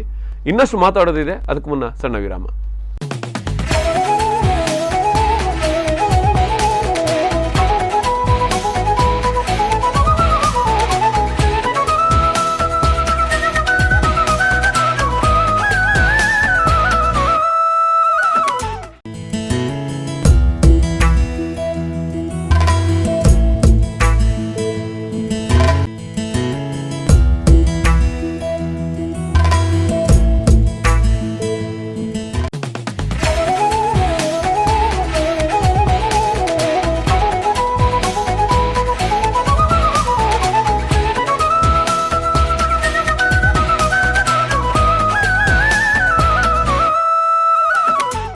ವಿರಾಮದ ಬಳಿಕ ಮತ್ತೆ ಕಲಾವಿದ ಸರಣಿ ಕಾರ್ಯಕ್ರಮದ ನೂತನ ಸಂಚಿಕೆ ಕಲಾ ಸೂರ್ಯ ಕಾರ್ಯಕ್ರಮಕ್ಕೆ ಸ್ವಾಗತ. ಅಪ್ನಾ ಅವರ ಆಯೋಜನೆಯಲ್ಲಿ ಸ್ಪಂದನ ವಾಹಿನಿ ಪ್ರಸ್ತುತಪಡಿಸುತ್ತಿರುವಂತಹ ಈ ಒಂದು ವಿಶಿಷ್ಟ ಕಾರ್ಯಕ್ರಮ ಕಲಾವಿದ ಸರಣಿ ಕಾರ್ಯಕ್ರಮ ಮತ್ತೊಮ್ಮೆ ತಮ್ಮೆಲ್ಲರೂ ಕೂಡ ಆತ್ಮೀಯವಾಗಿ ಸ್ವಾಗತಿಸಿಕೊಳ್ತೇನೆ. ನಮ್ಮ ಜೊತೆ ಇದ್ದಾರೆ ಸೂರ್ಯೋದಯ ಪೆರಂಪಳ್ಳಿ ಅವರಿಗೆ ಮತ್ತೊಮ್ಮೆ ಕಾರ್ಯಕ್ರಮಕ್ಕೆ ಸ್ವಾಗತ. ಸರ್, ರಾಷ್ಟ್ರಗೀತೆ ವಿಚಾರಗಳನ್ನು ಮಾತಾಡಿದ್ವಿ, ಮತ್ತು ಒಂದಷ್ಟು ನೆನಪುಗಳು ಮಾತಾಡ್ತಿದ್ವಿ. ಯಾಕಂದರೆ ನಮ್ಮ ಈ ಕಾರ್ಯಕ್ರಮ ಉದ್ದೇಶನೂ ಅದೇ, ಎಲ್ಲೋ ಅದು ಮೂಲೆ ಗುಂಪಾಗುವ ಬದಲು ಒಂದಷ್ಟು ನೆನಪುಗಳು ನಮಗೆ ಕಚಗುಳಿ ಕೊಡೋ ರೀತಿಯಲ್ಲಿ ಬರಲಿ ಅನ್ನೋದೇ ಈ ಕಲಾವಿದ ಸರಣಿ ಕಾರ್ಯಕ್ರಮದ ಜೊತೆಗೆ ನಮಗೊಂದು ಹೆಮ್ಮೆ ಇದೆ. ಅದು ಕಾಮನ್ ಸರ್, ನನಗಂತಲ್ಲ, ಊರಲ್ಲಿರೋರಿಗೆ ಒಂದು ಹೆಮ್ಮೆ ಇದೆ. ಏನಂದರೆ ನಮ್ಮ ಊರಿನವ್ರು ಯಾರಾದರೂ ಒಂದು ಸಾಧನೆ ಮಾಡಿದಾಗ ಅವ್ರು ನಮ್ಮೂರಿನವರು ಅಂತ ಹೇಳ್ಕೊಳ್ಳೋಕೆ ಹೆಮ್ಮೆ. ಅಂತ ಒಂದು ಸಾಧನೆ ಮಾಡಿದ್ರಿ. ಮತ್ತೊಮ್ಮೆ ಕಾರ್ಯಕ್ರಮಕ್ಕೆ ಸ್ವಾಗತ. ಸಾಧನೆ ಏನಿಲ್ಲ, ಇದು ನೀವು ಸಾಧನೆ ಅಂತ ಹೇಳ್ತೀರಿ, ನಾವು ಹೊಟ್ಟೆಪಾಡಿಗೇನೋ ಮಾಡ್ಕೊಂಡು ಹೋದ್ವಿ ಅಷ್ಟೇ. ಈಗಲೂ ಮಾಡೋದು ಹೊಟ್ಟೆಪಾಡಿಗೋಸ್ಕರನೇ. ಅದು ನಿಮ್ಮ ದೊಡ್ಡ ಮನಸ್ಸು, ನೀವು ಅದನ್ನ ಸಾಧನೆ ಕೇವಲ ಹೊಟ್ಟೆಪಾಡು ಮಾತ್ರ ಆಗಿದ್ರೆ ನಟನೆಯಲ್ಲಿ ಇರ್ತಿದ್ರಿ, ಪುಸ್ತಕ ಕ್ಷೇತ್ರಕ್ಕೆ ಬಂದ್ರಿ. ಒಂದು ಕೇವಲ ಪುಸ್ತಕವನ್ನು ಬರ್ದಿಲ್ಲ ಸರ್, ಸಂಶೋಧನೆ ಮಾಡಿ ಪುಸ್ತಕಗಳನ್ನು ಬರ್ದ್ರಿ. ಆ ಪುಸ್ತಕಗಳು 4 ಜನಕ್ಕೆ ಒಂದು ಏನ್ ಹೇಳ್ತಾರೆ ಆಕಾರ ಗ್ರಂಥವಾಗಿ ತರ, ಅಂದ್ರೆ ಅದ್ರ ಮಾಹಿತಿಯನ್ನು ಪಡೆಯೋ ತರ ಇದ್ದಾಗ ಮಾತ್ರ ಆ ಪುಸ್ತಕದ ಮೌಲ್ಯ ಜಾಸ್ತಿ ಆಗುತ್ತೆ ಅಂತ ಅನಿಸ್ತದೆ. ವೀರೇಂದ್ರ ಹೆಗ್ಡೆ ಅವರ ಆ ಒಂದು ವಿಶ್ವ ತುಳು ಸಮ್ಮೇಳನ ಸಂದರ್ಭದಲ್ಲಿ ನೀವು ಬಿಡುಗಡೆದಾಗ ಹೇಗಿತ್ತು ನಿಮ್ಮ ಅನುಭವ? ಯಾಕಂದ್ರೆ ಅದು ಫಸ್ಟ್ ವಿಶ್ವ ಬೇರೆ ತರ ಸರ್, ಅದು ಬೇರೆ ತರ, ಅದನ್ನ ನಾವು ವರ್ಣನೆ ಮಾಡೋಕ್ಕಾಗಲ್ಲ ಸರ್. ಅದು ಲಕ್ಷಾಂತರ ಜನ, ಅದ್ಭುತ ಸರ್, ಅದು ಅದ್ಭುತ. ಅದು ಅದನ್ನ ಹೆಂಗೆ ವರ್ಣನೆ ಮಾಡೋದು, ಹೆಂಗೆ ಹೇಳುದು ಸರ್ ಅದನ್ನ? ಇನ್ನೊಂದ್ಸಲ ಅದು ಆ ಥರ ಆಗಲ್ಲ, ಸಾಧ್ಯ ಇಲ್ಲ. ಮತ್ತೆ ಅದು ಅವರಿದ್ರಿಂದಲೇ ಅದು ಆಗಿದೆ. ಅದು ಅಲ್ಲ, ಇನ್ನೊಂದೇನಂದ್ರೆ ವಿಶ್ವ ತುಳು ಸಮ್ಮೇಳನವನ್ನು ಆಯೋಜನೆ ಮಾಡುವ ವ್ಯಕ್ತಿಯೊಬ್ಬ ನೀವು ಬರೆದ ಪುಸ್ತಕವನ್ನು ಮೆಚ್ಚಿ ಬಿಡುಗಡೆ ಮಾಡಬೇಕು ಅಂದ್ರೆ ನಿಜ. ನನಗೆ ಅದು ನೋಡಿ, ನಾನು ಬೇರೆ ಅವಾರ್ಡ್ ಬೇಕಂತಿಲ್ಲ ಅಂತ. ಹೌದು, ನಾನು ಅದನ್ನೇ ಹೇಳಿದೆ ನೋಡಿ. ಆ ಪುಸ್ತಕ ಆ್ಯಕ್ಚುಲಿ ಅದಕ್ಕಿಂತ ಮೊದಲು ಕೊಟಿಚನೆ ನಾನು ಪುಸ್ತಕ ಮಾಡಿದ್ದೆ, ಆ ಪರಿಚಯ ಇತ್ತು ಅವರಿಗೆ. ನೆಕ್ಸ್ಟ್ ಟೈಮ್ ನಾನು ಹೋದಾಗ ಏನು ಮಾಡ್ತಾ ಇದ್ರಿ ಬೇರೆ ಅಂತ ಹೇಳಿದ್ರು. ನಾನು ಈ ಥರ ತುಳು ಲಿಪಿ ಇದೆ. ಹೌದಾ? ಅವ್ರು ನೋಡಿ, ನನಗೆ ಇನ್ನೊಂದು ನೆನಪಾಗುತ್ತೆ ರೀ. ಅವರು ಏನಕ್ಕೆ ಆ ಮೇಲ್ಮಟ್ಟದಲ್ಲಿ ದೇವರ ಮಟ್ಟದಲ್ಲಿ ಅವರು ಯಾಕೆ ಇದ್ದಾರೆ ಅನ್ನೋದನ್ನು ನಾನು ಹೇಳ್ತೀನಿ ಕೇಳಿ ನಿಮಗೆ. ಏನು ಮಾಡ್ತಾರೆ, ನಾನು ತುಳು ಲಿಪಿ ಮಾಡ್ತಾ ಇದ್ದೀನಿ, ಬರಿತಾ ಇದ್ದೀನಿ ಬುಕ್. ಹೌದಾ, ತುಳು ಲಿಪಿ ಮಾಡ್ತಾ ಇದ್ದೀರಾ, ಹೆಂಗಿದೆ ಅಂತ ನನ್ನ ಹತ್ರ ಕಾರಲ್ಲಿತ್ತು, ನಾನು ತಗೊಂಡು ಡಿಜಿಟಲ್ ಕಾಪಿ ಇತ್ತು ನನ್ನ ಹತ್ರ ರೆಡಿ ಮಾಡಿ ತೋರಿಸಿದೆ. ಅವ್ರಿಗೆ ಎಷ್ಟು ಆಶ್ಚರ್ಯ ಆಯಿತು ಅಂದರೆ ನೀವು ನಂಬಲ್ಲ. ಅವರು ಹಿಂಗೆ ನೋಡಿದರು, ಇರಿ ಒಂದು ನಿಮಿಷ ಅಂತ ಹೇಳಿದ್ರು, ಕೂತ್ಕೊಳ್ಳಿ. ಒಳಗೆ ಹೋಗಿ ಹೋಗೋದು ಒಂದು ಅರ್ಧ ಗಂಟೆ ಬಿಟ್ಟು ಬಂದರು. ಅವ್ರ ವೈಫ್ ಹತ್ರ ಅವರು ಚರ್ಚೆ ಮಾಡಿ ಕೆಲವೆಲ್ಲ ನನಗೆ ಹೇಳಿದರು, ಇದು ಹಿಂಗೆ ಮಾಡೋಣ, ಹಂಗೆ ಮಾಡೋಣ, ಹಿಂಗೆ ಮಾಡೋಣ ಅಂತೇಳಿ. ಅವ್ರಿಗೆ ಎಷ್ಟು ಖುಷಿ ಆಯಿತು ಅಂತ ಹೇಳಿದ್ರೆ, ಅಷ್ಟು ಇಂಟ್ರೆಸ್ಟ್ ಆಯಿತು ಅವರಿಗೆ. ನೀವು ಒಬ್ಬ ಅಂಥ ಒಂದು ವ್ಯಕ್ತಿ ಅಷ್ಟು ಸಮಯವನ್ನು ಕೊಡೋದಕ್ಕೆ ಕೇಳಿ ಏನಾಯಿತು ಅಂತ ಕೇಳಿ. ಅದಾದಮೇಲೆ ಬಿಡುಗಡೆ ಮಾಡೋಣ ಅಂತ. ಸರ್ ಆಯಿತು ಅಂತ ಹೇಳಿದೆ. ಎಷ್ಟು ಪ್ರಿಂಟ್ ಮಾಡ್ತೀರಾ ಅಂತ ಕೇಳಿದೆ. ನಾನು ಒಂದು 1000 ಅಂತ ಹೇಳಿ. ಅದಕ್ಕೆ 1000 ಮಾಡ್ತೀರಾ, ಬೇಡ 2000 ಮಾಡಿ ಅಂದರು. ಹೌದಾ ಅಂತ ಹೇಳಿದೆ. 2000 ಮಾಡಿ ಒಂದು ಅಷ್ಟು ದೂರ ಹೋಗಿ ಪುನಃ ಕರೆದ್ರು. ಬೇಡ 5000 ಮಾಡಿ ಅಂದರು. ನಾನು ಅಲ್ಲ, ಇದು 5000 ಸೇಲ್ ಆಗಿಲ್ಲ ಅಂದರೆ ವರಿ ಮಾಡ್ಕೋಬೇಡಿ, ಅದು ಎಷ್ಟು ಸೇಲ್ ಆಗುತ್ತೆ ಆಗಲಿ, ಬಾಕಿ ಉಳಿದಿದ್ದು ನಂಗೆ ತೊಗೊಂಡು ಬನ್ನಿ, ನಾನು ಖರೀದಿ ಮಾಡ್ತೀನಿ ಅಂತ. ನಾನು ಹೌದಾ ಅಂತ ಬಂದೆ. ನಾನು ನಂಬಲಿಕ್ಕೆ ಸಾಧ್ಯ ಇಲ್ಲ ರೀ, ನೀವು ಕೇಳಿ. ನಾನು ಹೊರಗೆ ಬಂದು ಹಿಂಗೆ ಯಾರ ಹತ್ರ ಹಿಂಗೆ ಮಾತಾಡ್ತಾ ಇರುವಾಗ ಆಮೇಲೆ ಗೊತ್ತಾಯಿತು, ಅವರ ತಲೆ ಮೇಲೆನೆ ಇಡೀ ತುಳು ಸಂಶೋಧನಾ ಒಂದು ಕೇಂದ್ರನೇ ಇದೆ ರೀ. ನನಗೆ ಆಶ್ಚರ್ಯ ಆಗೋಯ್ತು. ನೋಡಿ, ನಾನೊಬ್ಬ ಸಾಮಾನ್ಯ, ನಾನು ಬೇರೆ ಯಾರಾದ್ರೂ ಇದ್ರೆ ಇದೇನು ನಮ್ಮಲ್ಲೇ ಇದೆಯಲ್ಲ, ಬೇಕಾದಷ್ಟು ಇದೆಯಲ್ಲ, ಅದಕ್ಕೆ ನಾವು ನೋಡೋದೇನಿದೆ ಅಂತ. ಹೌದು, ಅದಕ್ಕೆ ಅವರು ದೇವರು ಅಷ್ಟು ಪ್ರೋತ್ಸಾಹ ನೀಡಿದ್ರಲ್ಲ. ಯಾಕಂದ್ರೆ ನನಗೆ ಅದು ನಾನು 5000 ಪ್ರಿಂಟ್ ಮಾಡಿದೆ. 5000 ಪ್ರಿಂಟ್ ಮಾಡಿ ಅವತ್ತು 8 ಗಂಟೆಗೆ ಸ್ಟಾಲ್ ಓಪನ್ ಮಾಡಿದ್ವಿ. 11 ಗಂಟೆಗೆ ಖಾಲಿ ಆಗೋಯ್ತು 5000 ಬುಕ್. 5000 3 ದಿನ ಇತ್ತು. 35,000 ಕಾಪೀಸ್ ಸ್ಪಾಟಲ್ಲಿ ಹೋಯ್ತು. 35,000 ಕಾಪಿಗಳು ಸೇಲ್ ಆಗೋಯ್ತು. ಅದು ಈಗಲೂ ಸೇಲ್ ಆಗ್ತಾ ಇದೆ, ಈಗಲೂ ಬರ್ತಾ ಇದೆ. ಅದನ್ನ ನಾನು ಅದಕ್ಕಾಗಿ ನಾವು ಒಂದು ಪ್ರೋಗ್ರಾಮ್ ಮಾಡೋಣ ಇಲ್ಲಿ. ಏನಂತ ಹೇಳಿದ್ರೆ, ಆ್ಯಕ್ಚುಲಿ ತುಳು ಲಿಪಿನ ಈಗ ಕಲಿಸ್ತಾರೆ, ಒಂದು ಅಲ್ಲೆಲ್ಲೆಲ್ಲಿ ಕಲಿಸ್ತಾರೆ. ಅದಕ್ಕೆ ಒಂದು ಕ್ಲಾಸ್ ತಗೊಳ್ತಾರೆ, ಅದಕ್ಕೊಂದು ಇಂಟರ್ಫೀಸ್ ಇದೆ, ಅದು ಹಿಂಗೇನೆ ಬರಬೇಕು, ಅದನ್ನು ತಿದ್ದಬೇಕು ಈಗ ಅಂತ ಹೇಳ್ತಾರೆ. ನಾನು ಆ್ಯಕ್ಚುಲಿ ಅದನ್ನು ಇನ್ನೊಂಥರ ಸಂಶೋಧನೆ ಮಾಡಿದ್ದೀನಿ, ಅದನ್ನು ಹೇಗೆ ಬರಿಬೋದು ಅಂತ. ಈಸಿಯಾಗಿ ಬರಿಬೋದು. ಈಗ ನೀವು ನಾನು ನಿಮಗೆ ಕಲಿಸ್ಬೇಕಂದ್ರೆ, ನಾನು ಅವಾಗ ಕಲಿಸಿದ್ದು, ನಾನು ಇದನ್ನು ಈ ವಿಷಯದಲ್ಲಿ ರಾಧಾಕೃಷ್ಣ ಬೆಳ್ಳೂರವ್ರನ್ನ ನೆನೆಸ್ಕೋಬೇಕು. ಯಾಕಂತ ಹೇಳಿದ್ರೆ ನನಗೆ ಈ ಪುಸ್ತಕನ ರೆಡಿ ಮಾಡೋಕ್ಕೆ ಅವರು ಕೂಡ ನನಗೆ ತುಂಬ ಹೆಲ್ಪ್ ಮಾಡಿದರು. ಈಗ ನಾವೀಗ ಬರಿಬೇಕಂತ ಹೇಳಿದ್ರೆ ಅದನ್ನು ನಾವು ಹಿಂಗೆ ತಿತ್ತೀವಿ, ಹಿಂಗೆ ತಿತ್ತೀವಿ. ಅದನ್ನು ಹಾಗಲ್ಲ. ನಾನು ನಿಮಗೆ ಚಾಲೆಂಜ್ ಮಾಡ್ತೀನಿ, ನೀವು 10 ನಿಮಿಷದಲ್ಲಿ ಸ್ವರಾಕ್ಷರನ ಕಲ್ತ್ಬಿಡ್ತೀರಿ ನೀವು. ಆ ಥರದ ಒಂದು ಮೆಮೊರಿ ಮೆಥಡ್ ಇದೆ ನನ್ನ ಹತ್ರ. ನಾನು ನಿಮಗೆ ಅದನ್ನು ಕೊಡ್ತೀನಿ, ನೀವು ಇಮಿಡಿಯೇಟ್ ಬರೀತೀರಿ ನೀವು. ಮತ್ತೆ ಅದನ್ನು ನೀವು ನಂಬಲ್ಲ, ನಾನು ಆ ಧರ್ಮಸ್ಥಳ ಉಜಿರೆ ಸರೌಂಡಿಂಗಲ್ಲಿ ನಾನು ಆ ಕಾಲದಲ್ಲಿ ಸ್ಕೂಲ್ಗೆ ಹೋಗಿ ತುಳು ಲಿಪಿ ಕಲಿಸ್ತಾ ಇದ್ದೆ ಕೂಡ, ಫ್ರೀ ಕಲಿಸ್ತಾ ಇದ್ದೆ. ನಾನು ಬೆಂಗಳೂರಿಂದ ಬಂದಾಗ ಫ್ರೀ ಇದ್ದಾಗ ಯಾವುದೊಂದು ಸ್ಕೂಲಿಗೆ ನುಗ್ತಾ ಇದ್ದೆ, ಅಲ್ಲಿ ಹೋಗಿ ಅವ್ರಿಗೆ ಕಲಿಸ್ತಾ ಇದ್ದೆ. ಮಕ್ಕಳು ನಾನು ಇಲ್ಲಿ ಬೋರ್ಡಲ್ಲಿ ಕಲಿಸಿ ಒಂದು 20 ನಿಮಿಷ ಹೊರಗೆ ಬರುವಾಗ ಹಿಂದೆ ತೋರಿಸೋರು, ಬರ್ದಾಗಿದೆ. ಅಂದ್ರೆ ಅಷ್ಟು ಒಂದು ಸಿಂಪಲ್ ಮೆಥಡ್ ಇದೆ. ಅದನ್ನ ನಾನು ಅದನ್ನ ಒಂದು ವಿಡಿಯೋ ಮಾಡ್ಬೇಕಂತ ಪ್ಲಾನ್ ಮಾಡಿದ್ದೆ. ನನ್ಗೀಗ ನಿಮ್ಮ ಹತ್ರ ಮಾತಾಡುವಾಗ ನನಗೆ ನೆನಪಾಯ್ತು, ನಾವು ಈ ಚಾನಲ್ ಮೂಲಕ ಅದನ್ನ ರೀಚ್ ಆಗತ್ತೆ. ನಮ್ಮ ಉದ್ದೇಶ ಏನು? ಎಲ್ರಿಗೂ ಕಲಿಬೇಕು, ರೀಚ್ ಆಗಬೇಕು. ಮತ್ತೆ ಅದಕ್ಕೆ ಸುಲಭವಾಗಿ ಕಲಿಬೇಕು. ಹೌದು, ಮತ್ತೆ ಅದಕ್ಕೆ ಒಂದು ಫೀಸ್ ಅಂತೆ, ಅದಕ್ಕೆ ಒಂದು ಟೈಮಿಂಗ್ ಅಂತೆ. ನಮ್ಮ ಮಾತೃಭಾಷೆಗೆ ಅದಕ್ಕೆ ಏನಕ್ಕೆ ಫೀಸ್? ಮತ್ತೆ ಅದಕ್ಕೆ ನೋಡಿ, ಈಗ ಎಲ್ಲಾರು ಅದಕ್ಕೆಲ್ಲ ಜಾಸ್ತಿ ಆಗಿ ಇದು ನಮ್ಗೆ ಕಂಪಲ್ಸರಿ ಗೊತ್ತಿರಬೇಕಿತ್ತು. ಹೌದು.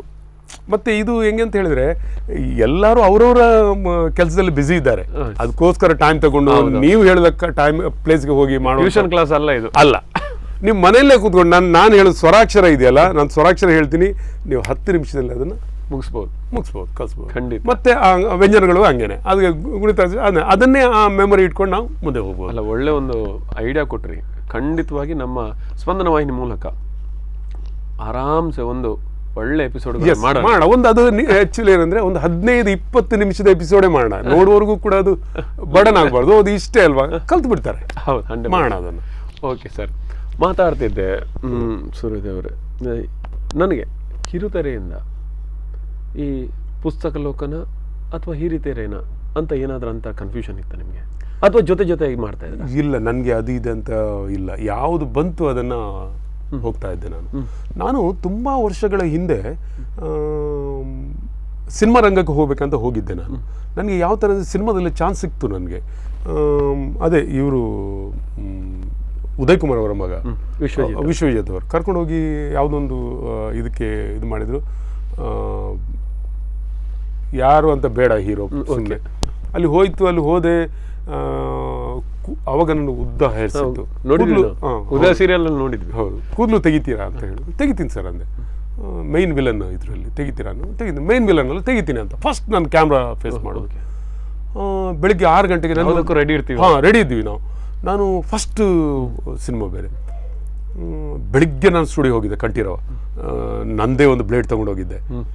ಯಾರ್ಯಾರ್ದು ಇದರಲ್ಲಿ ಏನು ಮಾಡೋದು ಅಂತ ಹೇಳಿ. ಮತ್ತು ಅದು ಕೂದಲು ತೆಗೆದಾದ್ಮೇಲೆ ಯಾವ ದೇವಸ್ಥಾನಕ್ಕೆ ಹಾಕೋಣ ಅಂತ ಹೇಳಿ 6 ಗಂಟೆ ಹೋದೆ. 6 ಗಂಟೆ ಹೋಗಿ ರೆಡಿಯಾಗಿ ಕೂತ್ಕೊಂಡೆ ನಾನು. ಶೂಟಿಂಗ್ ಎಲ್ಲ ಶುರುವಾಗಿದೆ. ಅಲ್ಲೆಲ್ಲ ಆಯ್ತು ನಂದು ಈಗ ಬರುತ್ತೆ ಬರಲೇ ಇಲ್ಲ ರೀ. ಮಧ್ಯಾಹ್ನ ಆಯಿತು, ಸಂಜೆ ಆಯಿತು, ರಾತ್ರಿ ಆಯಿತು. ರಾತ್ರಿ 12 ಗಂಟೆ ಕೂದಲು ಬೆಳಿಗ್ಗೆನೇ ತೆಗೆದು ಕೂತ್ಕೊಂಡಿದ್ದೆ. ರಾತ್ರಿ 12 ಗಂಟೆಗೆ ಶಾಟ್ ಬಂತು. ಎಂಥ ದುರಂತ ಆಯಿತು ಅಂತ ಹೇಳಿದ್ರೆ, ರಾತ್ರಿ 12 ಗಂಟೆಗೆ ಬಂದು ಕರೀರಿ ಅಂತೇಳಿ ಬಂದು ನೋಡಿದ್ರು. ಹಿಂಗೆ ಸರ್ ಯಾರು ಇವರೇ ಡೈರೆಕ್ಟ್ ಇವರೇ ಮಾಡೋದು. ಅವರು ಹಿಂಗೆ ಒಂದು ಸಲ ನೋಡಿದ್ರು, ಇವ್ರು ಬೇಡ ಅಂದರು. ಬೇಡ ಅಂದರು. ನನಗೆ ಅನಿಸ್ತದು ಬೇಡ ಅಂದದು ಅಂತ. ಅಷ್ಟೊತ್ತಿಗೆ ಡೈರೆಕ್ಟರ್ ನಾನು ಕರ್ಕೊಂಡು ಬಂದು ಸೈಡಿಗೆ ಬಂದರು. ನೀನು ಇಲ್ಲ ಇರಪ್ಪ ಅಂದರು. ಯಾರು? ಡೈರೆಕ್ಟ್ರೇ? ಡೈರೆಕ್ಟ್ರು ಬೇಡ ಅಂದಿದ್ದು ಡೈರೆಕ್ಟ್ರೇ ಅಲ್ಲ, ಹೀರೋ ಬೇಡ ಅಂದಿದ್ದು. ಹೀರೋ ಬೇಡ ಅಂದರು. ಡೈರೆಕ್ಟ್ರ್ ಕರ್ಕೊಂಡು ಪಕ್ಕಕ್ಕೆ ಇರಿಸಿದ್ರು. ನನಗೆ ಬೇಡ ಅಂದಿದ್ದು ಅನಿಸ್ತು. ರೀಸನ್ ಯಾಕೆ ಅನ್ಬೇಕು ಗೊತ್ತಿಲ್ಲ ನನಗೆ. ನಾನು ಪಕ್ಕ ನಿಂತ್ಕೊಂಡು ಕರೀತಾರೆ ಅಂತ. ಬೇರೆ ಯಾರೋ ಬಂದರು, ಶೂಟಿಂಗ್ ನಡೀತಾ ಇದೆ. 12 ಗಂಟೆಯಿಂದ 1-1:30 ಗಂಟೆ ರಾತ್ರಿ ನಡೀತಾನೆ ಇದೆ. ಬೆಳಿಗ್ಗೆ ಬಂದು ಕೂತಿದ್ರಿ 6 ಗಂಟೆಗೆ? ಹೌದು. ನನಗೆ ಆಮೇಲೆ ಗೊತ್ತಾಯಿತು ನನ್ನ ರೋಲ್ ಬೇರೆ ಯಾರೋ ಮಾಡ್ತಾ ಇದ್ದಾರೆ ಅಂತ. ಹೇಗಾಗಬೇಕು ನನಗೆ ಗೊತ್ತೇ ಇಲ್ಲ ರೀ ಇದು. ನಾನು ಹೆಂಗಾಗಿರ್ಬೇಡ, ಏನೆಲ್ಲ ಕನಸುಗಳು, ಒಂದಷ್ಟು ಕಲ್ಪನೆಗಳು, ನಾವು ಯಾವುದೋ ಲೋಕದಲ್ಲಿ. ಮತ್ತೆ ನೀವು ನಂಬಲ್ಲ, ಅದು ಏನಂತ ಹೇಳಿದ್ರೆ, ಫಸ್ಟ್ ಮೂವಿ ನಾನು ಅವಾಗ ಎಲ್ಲೋ ಒಂದು ಹೋಟ್ಲಲ್ಲಿ ವರ್ಕ್ ಮಾಡ್ತಾ ಇದ್ದೆ, ಒಂದು ರೆಸ್ಟೋರೆಂಟಲ್ಲಿ ವರ್ಕ್ ಮಾಡ್ತಾ ಇದ್ದೆ. ಆ ರೆಸ್ಟೋರೆಂಟ್ ಹುಡುಗರಿಗೆಲ್ಲ ನನಗೊಂದು ಅವ್ರ ಸಹಪಾಠಿಗೆ ಅವನೊಬ್ಬ ಆರ್ಟಿಸ್ಟ್ ಆಗ್ತಾ ಇದ್ದಾನೆ, ಅವನಿಗೆ ಚಾನ್ಸ್ ಸಿಗುತ್ತೆ. ನೀವು ನಂಬಲ್ಲ, ಆವತ್ತು ಒಬ್ಬ ನನ್ನ ಹತ್ರ ವಾಚ್ ಇರಲ್ಲ, ಒಬ್ಬ ಯಾವನೊಬ್ಬ ತನ್ನ ವಾಚ್ ಕೊಟ್ಟ, ಒಬ್ಬ ಶೂಸ್ ಕೊಟ್ಟ, ಒಬ್ಬ ಜರ್ಕಿನ್ ಕೊಟ್ಟಿದ್ದಾನೆ ನನಗೆ. ಅವರೆಲ್ಲ ಹಾಕಿ ನನಗೆ ಕಳಿಸಿದ್ದಾರೆ. ನೀವು ನಂಬಲ್ಲ, ಇದು ಅದನ್ನು ಕಲ್ಪನೆ ಮಾಡ್ಕೊಳಕ್ಕಾಗಲ್ಲ. ಅಂದ್ರೆ ಅಂತ ಒಂದು ಪ್ರೀತಿಯಿಂದ ನನ್ನ ಅಲ್ಲಿ ಕಳಿಸಿದ್ದಾರೆ. ಇವರು ನೋಡಿದ್ರೆ ಈ ತರ ಆಟ ಆಡ್ತಾ ಇದ್ದಾರೆ. ಹೆಂಗಾಗಿರ್ಬೇಡ. ರಾತ್ರಿ 1:30 ಗಂಟೆಗೆ ನಾನು ಅಲ್ಲಿಂದ ಕಂಠೀರವದಿಂದ ನನಗೆ ನಾನು ಜಯನಗರದಲ್ಲಿ ವರ್ಕ್ ಮಾಡ್ತಾ ಇದ್ದೆ. ಅಲ್ಲಿಂದ ಅಲ್ಲಿ ನಡ್ಕೊಂಡು ಬಂದೆ ರೀ ನಾನು. ಎಷ್ಟೋ ಕಿಲೋಮೀಟರ್ ಇದೆ? 8-10 ಕಿಲೋಮೀಟರ್ ದೂರ ನಡ್ಕೊಂಡು ಬಂದೆ. ತಲೆಯಿಲ್ಲದೆ ಏನಕ್ಕೆ ಯಾರಿಗೆ ಏನು ಹೇಳೋದು ಯಾರಿಗೆ ಅವು ಮತ್ತೆ ಮೆಚೂರ್ ಆಗಿರಲಿಲ್ಲ ಮೈಂಡ್ ಎಲ್ಲವನ್ನ. ನನಗೆ ಇನ್ನೊಂದು ಏನಂತ ಹೇಳಿದ್ರೆ, ನನಗೆ ಡೈಲಾಗ್ ಕೊಟ್ಟು ನಾನು ಅದನ್ನು ಹೇಳಕ್ಕಾಗಲಿಲ್ಲ. ಆವಾಗ ನನ್ನ ಪಕ್ಕಕ್ಕಿಟ್ಟರೆ ಅದೊಂದು ಬೇರೆ. ಸರಿ, ನನ್ನ ಹತ್ರ ತಾಕತ್ ಇರಲಿಲ್ವೇನೋ, ನಾನು ಅದಕ್ಕೆ ಸೂಟ್ ನನಗೆ ಅದು ಕ್ವಶನ್ ಮಾರ್ಕ್. ಬೆಳಿಗಿಂದ 11-2 ಅದನ್ನೇ ಆಗ್ಲೇ ಹೇಳ್ಬೋದಿತ್ತಲ್ಲ, ಇಷ್ಟೊತ್ತು ಕಾಯಿಸ್ಬೇಕು. ಇಂಥ ದುರಂತ ಆಗೋಯ್ತು. ಆಮೇಲೆ ನಾನು ಈಗ ನೀವು ಸಿನಿಮಾನ, ಪುಸ್ತಕನ, ಸೀರಿಯಲ್ ಅಂತ ಕೇಳಿದ್ರಲ್ಲ, ನಾನು ಅದಕ್ಕೆ ಇದು ವಿಷಯ ಬಂತು. ಆಮೇಲೆ ನಾನು ಸಿನಿಮಾ ಬಿಟ್ಟೆ. ಸಿನಿಮಾ ಹತ್ರ ಹೋಗಲ್ಲ ನಾನು, ಬೇಡ ಅಂತ. ಆಮೇಲೆ ನಾನು ಇದು ನಾಟಕಗಳು ಮಾಡ್ತಾ ಇದ್ದೆ. ಆಮೇಲೆ ಸೀರಿಯಲ್ ಸಿಕ್ತು, ಸೀರಿಯಲ್ ಬ್ಯುಸಿ ಆಗಿಬಿಟ್ಟೆ. ನಾನು ಎಷ್ಟು ಬ್ಯುಸಿ ಆದೆ ಅಂತ ಹೇಳಿದ್ರೆ ನೀವು ನಂಬಲ್ಲ, ಅಷ್ಟು ಬ್ಯುಸಿ ಆಗಿಬಿಟ್ಟೆ ಸೀರಿಯಲಲ್ಲಿ. ಒಂದು ನಿಮ್ಮದೇ ಆದಂಥ ಒಂದು ಪ್ರೊಡಕ್ಷನ್ ನೆಮ್ಮದಿಯ ಲೋಕ. ಹಿಂಗೆ ಹೋಗ್ತಾ ಇದೆ. ಒಂದು ದಿವಸ ಗಾಂಧಿನಗರದಲ್ಲಿ ಯಾವುದೊಂದು ಸ್ಟುಡಿಯೋ ಹೋಗ್ತಾ ಇದ್ದೆ ನಾನು. ಯಾರೋ ಒಬ್ರು ನಿಲ್ಲಿಸಿದ್ರು, ನಮಸ್ತೆ ಅಂದರು. ನೀವು ಸೂರ್ಯ ಅಲ್ವಾ? ಹೌದು. ಸಿನಿಮಾ ಮಾಡ್ತೀರಾ ಅಂತ ಕೇಳಿ. ಇಲ್ಲ, ಮಾಡಲ್ಲ ಅಂದೆ. ಸಾಕು ಸರ್, ಮಾಡಲ್ಲ ಅಂದೆ ನಾನು. ಅದಕ್ಕೆ ಇಲ್ಲ, ಅದು ದರ್ಶನ್ ಅವರ ಸಿನಿಮಾ, ದರ್ಶನ್ ಹೀರೋ ಅಂತೇಳಿ. ಮಾಡಲ್ಲ ರೀ, ಯಾರಾದ್ರೇನು ಮಾಡಲ್ಲ ನಾನು ಅಂತ. ಅಲ್ಲ ರೀ, ನಾನು ಪ್ರೊಡಕ್ಷನ್ ಮ್ಯಾನೇಜರ್, ನಾನು ನಿಮ್ಮನ್ನು ನೋಡಿದೆ, ನಿಮ್ಮ ಸೀರಿಯಲ್ ತುಂಬ ನೋಡಿದ್ದೀನಿ ನಾನು, ನೀವು ಆ ರೋಲ್ಗೆ ಸೂಟ್ ಆಗ್ತೀರಾ. ನಾನು ಮಾಡಲ್ಲ ಅಂದೆ ನಾನು. ನೀವು ನಂಬಲ್ಲ, ನನಗೆ ಅದು ಬೇಡತ್ತು. ಮತ್ತು ಗಾಂಧಿನಗರದಲ್ಲಿ ಇರೋರು ಅಂತ ಅಂಥವ್ರೆ ಒಂದಷ್ಟು ಜನ, ಎಲ್ಲರೂ ಅಂತ ಹೇಳಲ್ಲ, ಒಂದು ಕೆಲವು ಜನ ಅಂತ ಇದು ಚೀಟ್ ಮಾಡೋರೇ ಇರೋರು. ನಾನು ಇಲ್ಲ ರೀ, ನಾನು ಒಂದು ಕೆಲಸ ಮಾಡ್ತೀನಿ ನಿಮಗೆ, ಕರ್ಕೊಂಡೋಗಿ ಮೀಟ್ ಮಾಡಿಸ್ತೀನಿ ನಾನು ಡೈರೆಕ್ಟ್ರನ್ನ. ಓಕೆ ಆದರೆ ಓಕೆ ಆದರೆ ಮಾಡಿ. ಆಯ್ತಪ್ಪ, ಇದೇನೋ ಮತ್ತೊಂದು ಹೊಡಿತಾ ಇದೆ. ಹೌದು, ನಾನು ಪಕ್ಕಕ್ಕೆ ರೋಡಲ್ಲಿದ್ದೆ, ನಾನು ಪಕ್ಕಕ್ಕೆ ಬಂದೆ. ಸರಿ, ಫಸ್ಟ್ ನಂಗೆ ಕತೆ ಹೇಳಿ ಅಂದೆ. ಏನು ಸರ್ ನೀವು ಕತೆ ಕೇಳ್ತೀನಿ? ಹೌದು, ನನಗೆ ಇಷ್ಟನೇ ಇಲ್ಲ ಇದು, ಕತೆ ಹೇಳಿ ಅಂತೀರಿ. ಹೌದು, ಕತೆ ಹೇಳಿ, ನನಗೆ ಕತೆ ಇಷ್ಟ ಆದರೆ ನಾನು ಮಾಡ್ತೀನಿ. ಡೈರೆಕ್ಟ್ರು ನೋಡಿದ್ರು, ಡೈರೆಕ್ಟ್ರು ಗೊತ್ತು ನನಗೆ ಹುಡುಗ, ಆಯ್ತು ಮುಗೀತಲ್ಲಿ, ಮಾಡಿಸ್ಬೋದು ಇವ್ರ ಕೈಯಲ್ಲಿ ಅಂತ. ಅಪ್ಲಿಕೇಶನ್ ಏನು ಬೇಕು? ಹೌದು, ಮಾಡಿಸ್ಬೋದು ಅಂತ ಹೇಳಿ ನಾನು ಪಕ್ಕಕ್ಕೆ ಬಂದು ಅದನ್ನೇ ಹೇಳಿದೆ. ನನಗೆ ಕತೆ ಹೇಳಬೇಕು ಫಸ್ಟ್. ಕತೆ ಹೇಳಿದರು. ಕತೆ ಹೇಳಿ ದರ್ಶನ್ ಹೀರೋ. ನನ್ನ ಕತೆಯಲ್ಲಿ ನನ್ನ ಪಾತ್ರ ಇಷ್ಟ ಆಯಿತು. ಓಕೆ, ಅದಾದಮೇಲೆ ಇದು ಮತ್ತೆ ಮರಳಿಗೂಡಿಗೆ. ಹೌದು, ಇಷ್ಟ ಆಯಿತು. ಆಮೇಲೆ ಎಲ್ಲ ಆದಮೇಲೆ ಪೇಮೆಂಟ್ ಏನು ನಿಮ್ಮದು ಅಂತ ಹೇಳಿದ್ರು. ನಾನು ಫಸ್ಟ್ ಸಿನಿಮಾ ಅಲ್ಲ, ಓಕೆ, ಪೇಮೆಂಟ್ ವಿಷಯ ಬಂದಾಗ ನೀವು ಏನು ನನಗೆ ಕತೆ ಹೇಳಿದಿರ, ನಂದು ಕಂಡೀಷನ್ ಇದು, ನೀವು ಏನು ಕತೆ ಹೇಳಿದಿರ ಅದೇ ರೀತಿ ನಾನು ಚಿತ್ರದಲ್ಲಿ ಬಂದರೆ, ಸಿನಿಮಾದಲ್ಲಿ ಬಂದರೆ ನೀವು ಏನು ಪೇಮೆಂಟ್ ಕೊಡ್ತೀರಾ ಅದನ್ನು ನಾನು ತಗೊಳ್ತೀನಿ. ಎರಡನೇದು, ನನಗೆ ನೀವು ಹೇಳಿದ್ದು ಅದರಲ್ಲಿ ಇಲ್ಲ ಅಂತ ಹೇಳಿ ನಾನು ಕೇಳಿದ ಪೇಮೆಂಟ್ ನೀವು ಕೊಡಬೇಕಾಗುತ್ತೆ. ಇದು ನನ್ನ ಕಂಡೀಷನ್. ಸರಿ, ಓಕೆ, ಶುರುವಾಯಿತು. ಸಿನಿಮಾ ಶುರುವಾಯಿತು. ಅದು ಸಿನಿಮಾ ಬಂದು ಕಿಟ್ಟಿ, ದರ್ಶನ್ ಹೀರೋ. ಶುರುವಾಯಿತು. ಆಗಿ ಪ್ರೀಮಿಯರ್ ಶೋ ಹಾಕಿದರು, VIP ಶೋ ಹಾಕಿದರು. VIP ಶೋ ಹಾಕಿ ಸಿನಿಮಾ ನೋಡಿದೆ. ಸಿನಿಮಾ ನೋಡಿದ ತಕ್ಷಣ ಆ್ಯಕ್ಚುಲಿ ಅವರು ಯಾರು ಅಂತ ಹೇಳಿದ್ರು, ನಾನು ಕರ್ಕೊಂಡೋಗಿ ರೋಡಲ್ಲಿ ಸಿಕ್ಕಿದವರು ಅವರೇ ಪ್ರೊಡ್ಯೂಸರ್. ನನಗೆ ಗೊತ್ತೇ ಇಲ್ಲ ಅದು ಶೂಟಿಂಗ್ ಆಗೋ ತನಕ ಗೊತ್ತಿಲ್ಲ. ಬೇಕಾದಷ್ಟು ಅಂತ ನೋವುಗಳ ಅನುಭವ ಆದ್ಮೇಲೆ ನಮಗೆ ಯಾರು ನೋಡಿದ್ರು ಅದೇ ಥರ ಸಂಶಯ ಬರುತ್ತೆ. ಆಮೇಲೆ ಆವತ್ತು ಪ್ರೀಮಿಯರ್ ಶೋ ದಿವಸ ಅವರು ಬಂದು ಹೆಗ್ಲಿ ಕೈ ಹಾಕೊಂಡು ಕರ್ಕೊಂಡ್ಬಂದು, ಎಷ್ಟು ಸೂರ್ಯ ಅವ್ರು ನಿಮ್ಮ ಪೇಮೆಂಟ್ ಅಂತ ಕೇಳಿದ್ರು. ಬೇಡ ಅಂದೆ ನಾನು. ನೀವು ಏನು ಕೊಡ್ತೀರ ಅದನ್ನು ನಾನು ತಗೊಳ್ತೀನಿ, ನಾನು ಪೇಮೆಂಟ್ ನಮ್ಮ ಎಕ್ಸ್ಪೆಕ್ಟೇಷನ್ ಇಲ್ಲ. ನನಗೆ ಖುಷಿ ಇದೆ, ಯಾಕಂದರೆ ಕಿಟ್ಟಿ ಸಿನಿಮಾ ನನ್ನ ಫಸ್ಟ್ ಸಿನಿಮಾ. ಅದು ಆ ಥರ ನಾನು ಅಂದ್ಕೊಂಡಿದ್ದು ಆ ಥರ ಬಂದಿದೆ ಅಂತ. ಆದರೆ ಅವರು ಏನು ಮಾಡಿದ್ರು ಅಂತ ಹೇಳಿದರೆ, ಮರುದಿವಸ ಕರೆದ್ರು ನನ್ನನ್ನು. ಒಂದು 11 ಗಂಟೆಗೆ ಬನ್ನಿ ನೀವು ಗಾಂಧಿನಗರ ಅಂತ. ಹೋದೆ. ನಾನು ಹೋದಾಗ ಒಂದು ಕವರ್ ಇತ್ತು, ಒಂದು ಕವರಲ್ಲಿ ಒಂದಷ್ಟು ದುಡ್ಡಿತ್ತು, ಮತ್ತು ಒಂದು ಚೀಟಿ ಇತ್ತು. ಆ ಚೀಟಿ ಏನಂತ ಹೇಳಿದ್ರೆ ನೆಕ್ಸ್ಟ್ ಸಿನಿಮಾಕ್ಕೆ ಡೇಟ್ ಸಿಕ್ತು. ನೆಕ್ಸ್ಟ್ ಸಿನಿಮಾ ನನಗೆ ವಿಕ್ರಮ್ ಸಿಕ್ತು, ವಿಜಯ ರಾಘವೇಂದ್ರ ಸಿನಿಮಾ. ನೆಕ್ಸ್ಟ್ ಸಿನಿಮಾ ಮಾಡಿದೆ. ಆಮೇಲೆ ಸಿನಿಮಾಗಳು ಮಾಡ್ತಾ ಹೋದೆ, ಸಿನಿಮಾ ಸಿಗ್ತಾ ಹೋಗ್ತದೆ ನನಗೆ. ಸಾಧಾರಣ ಒಂದು ಈ ಕನ್ನಡಲ್ಲ ಬೇರೆ ಯಾವ ಭಾಷೆಗಳಲ್ಲಿ? ನಾನು ಬೇರೆ ತಮಿಳ್ ಮಾಡಿದ್ದೀನಿ, ಓಕೆ, ತುಳು ಮಾಡಿದ್ದೀನಿ, ಅಷ್ಟೇ. ಅಲ್ಲ, ನಾನು ಕೇಳ್ತಾ ಇರೋದು ಬಹುಶಃ ಒಂದೊಮ್ಮೆಗೆ ನಮಗೆ ಇದಾಗುತ್ತಲ್ಲ, ಯಾವುದಂದ್ರೆ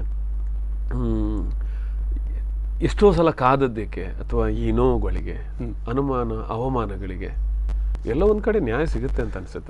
ಸಿಗುತ್ತೆ, 100% ಸಿಗುತ್ತೆ. ಎಲ್ಲೋ ಒಂದ್ ಕಡೆ 100% ಸಿಗುತ್ತೆ. ನಿಮ್ಮ ನಿಷ್ಠೆಗೆ ಖಂಡಿತವಾದಂತ ಬೆಲೆ ಇದೆ ಅಂತ ಸಿಗುತ್ತೆ. ನೀವು ಇಷ್ಟು ಸಮಯ ದುಡಿದಿದ್ದಕ್ಕೆ ಅಥವಾ ನೀವೊಂದು ನಿಷ್ಠರಾಗಿ ಇರೋದಕ್ಕೆ ಎಲ್ಲಾದ್ರೂ ಒಂದ್ ಕಡೆ ಸಿಗುತ್ತೆ. ಬಟ್ ಕಾಯ್ಬೇಕು ಅಂತ. ಕಾಯ್ಬೇಕು. ನೀವು ಹೇಳ್ದಂಗೆ ಈಗ ನಾವೆಲ್ಲ ನಾವು ದೊಡ್ಡವರೇನೋ ಆಗಲಿಲ್ಲ ಫೀಲ್ಡಲ್ಲಿ, ಆದರೂ ಒಂದು ಚೂರುಪಾರಿ ಏನೋ ಮಾಡಿದೀವಿ ಅಂತ ಹೇಳಿದ್ರೆ, ಒಂದು ನನಗೆ ಅನಿಸ ಒಂದು 10 ವರ್ಷ 15 ವರ್ಷ ದುಡ್ದಿದ್ದೆ. ಏನೆಲ್ಲ ದುಡ್ದಿದ್ದು? ಹೌದು, ಏನೇನೇನೋ ಮಾಡಿ, ಏನೇನೋ ಮಾಡಿದ್ವಿ, ಏನಂತ ಕೇಳಂಗಿಲ್ಲ. ಏನು ಸೆಟ್ಟಲ್ಲಿ ಏನೇನೋ ಕೆಲಸ ಮಾಡಿದ್ವಿ. ಅದರ ಹಿಂದಿನ ಉದ್ದೇಶ ಒಂದೇ, ನಾವು ಬಂದಿರೋ ಆಸೆ ಈಡೇರಬೇಕು ಅಂತ. ಹೌದು, ನಮಗೆ ಅದು ನೀವು ಹೇಳಿದಾಗ ನಾವು ಏನೆಲ್ಲ ಕೆಲಸ ಮಾಡಿದ್ವಿ ಅನ್ನೋದು ಅದು ನಮಗೆ ಇಲ್ಲಿ ಪ್ಲಸ್ ಆಯಿತು. ನಾನೀಗ ದೇಹ ಬೈದತಿ ಮಾಡುವಾಗ ನನಗೆ ಅದು ಪ್ಲಸ್ ಆಯಿತು. ಅಂದರೆ ನಿಮಗೆ ಎಲ್ಲ ವರ್ಕ್ಗಳು ಗೊತ್ತಿದೆ, ಆಮೇಲೆ ಅವನಿಗೆ ಏನು ಹೇಳಬೇಕು ಅಂತಲೂ ಗೊತ್ತಿದೆ. ಆದ್ರಿಂದ ತೊಂದರೆ ಇಲ್ಲ. ನನ್ನ ಪ್ರೊಡಕ್ಷನ್ ತೊಂದರೆನೇ ಆಗಿಲ್ಲ ನನಗೆ. ಅಲ್ಲ, ಯಾಕೆ ಇನ್ನೊಂದೇನೆಂದರೆ, ಸಾಧಾರಣ ಪ್ರೊಡಕ್ಷನ್ ಟೀಮ್ ಅಂದರೆ ಹೀಗೇನೆ ಇರುತ್ತೆ, ಅದರಲ್ಲೊಬ್ಬ ಇಂಥವನು ಇದ್ದೇ ಇರ್ತಾನೆ. ಆಮೇಲೆ ಮತ್ತೆ ಗಾಡಿ ಡ್ರೈವರಿಂದ ಹಿಡಿದು ಮೇಲ್ನವರೆಗೂ ಏನಾದರೂ ಒಂದು ಕಿರಿಕಿಗಳು ಸಾಮಾನ್ಯ ಆಗತ್ತೆ. ಕೋಪ ಬರೋದು, ಆಮೇಲೆ ಕೆಲವರು ಗಲಾಟೆ ಮಾಡೋದು, ಎಗರಾಡೋದು, ಅಗತ್ಯ ಇದ್ದಾಗಲೇ ಕೈ ಕೊಡೋದು, ಅದೆಲ್ಲ ನಮಗೆ ಅನುಭವ ಇದ್ದದ್ರಿಂದ ನೀವು ಒಂದು ಸೈಡಲ್ಲಿ ಅದಕ್ಕೆ ರೆಡಿ ಇಟ್ಟಿರ್ತೀರಿ ನೀವು. ಓಕೆ ಸೂರ್ಯ, ಇನ್ನಷ್ಟು ಮಾತಾಡೋದಿದೆ. ಯಾಕೆಂದರೆ ಬಹಳಷ್ಟು ವಿಚಾರಗಳನ್ನು ಮಾತಾಡ್ತಾ ಒಳ್ಳೊಳ್ಳೆಯ ನೆನಪುಗಳನ್ನು ಹಂಚಿಕೊಳ್ತಾ ಇದ್ದೀರಿ. ವೀಕ್ಷಕರೇ, ಕಲಾಸೂರ್ಯ ಕಲಾವಿದ ಸರಣಿ ಕಾರ್ಯಕ್ರಮದ ನೂತನ ಸಂಚಿಕೆ ಇದು ಅಪ್ನಾ ಅವರ ಪ್ರಾಯೋಜನೆಯಲ್ಲಿ ಮೂಡಿ ಬರ್ತಿರುವಂಥ ಕಾರ್ಯಕ್ರಮ. ಇದರಲ್ಲಿ ಒಂದು ಸಣ್ಣ ವಿರಾಮ.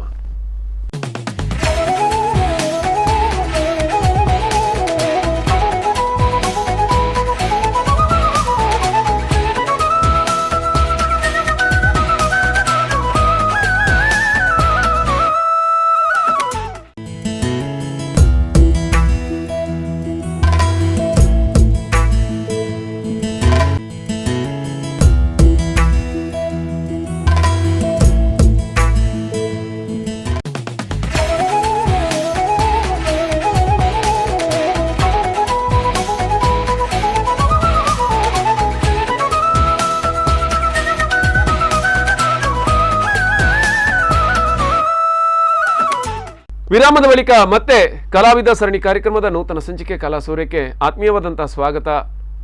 ನೋಡ್ತಾ ಇರ್ತೀರಿ ಎಂತೆಂಥ ಅನುಭವಗಳು ಬರ್ತಾ ಇವೆ, ಎಂತೆಂಥ ಅನುಭವಗಳು.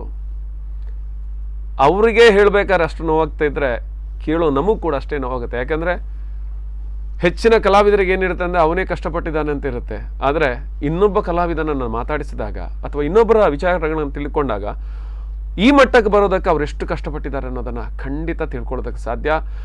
ಸರ್, ಮತ್ತೆ ಮಾತನ್ನು ಮುಂದುವರಿಸ್ತೇನೆ. ದೇವಿ ಬೈದ್ಯದ ಫಿಲ್ಮಿಗೆ ಬರ್ತೇನೆ ಸರ್. ಪರ್ಟಿಕ್ಯುಲರ್ ಆಗಿ ದೇವಿ ಬೈದ್ಯ ಫಿಲ್ಮಿಗೆ ತುಳುನಾಡಿನ ಒಂದು ಅದ್ಭುತ ಶಕ್ತಿ ದೇವಿ ಬೈದ್ಯತಿ. ಯಾಕೆಂದರೆ 2 ಅವತಾರ ಪುರುಷರಿಗೆ ಜನ್ಮ ನೀಡಿದ ತಾಯಿ ಆಕೆ ಅಂತ ಮಹಿಮೆ ಅಂತ ಒಂದು ಅಂದ್ಕೊಳ್ಬೋದು. ಯಾಕೆಂದರೆ ಅವರ ಸ್ಥಾನ ದೊಡ್ಡದು. ಅಂತಹ ಪುಣ್ಯ ಪುರುಷರಿಗೆ, ವೀರ ಪುರುಷರಿಗೆ ಜನ್ಮ ಕೊಟ್ಟಂತಹ ಮಹಾಮಾತೆ.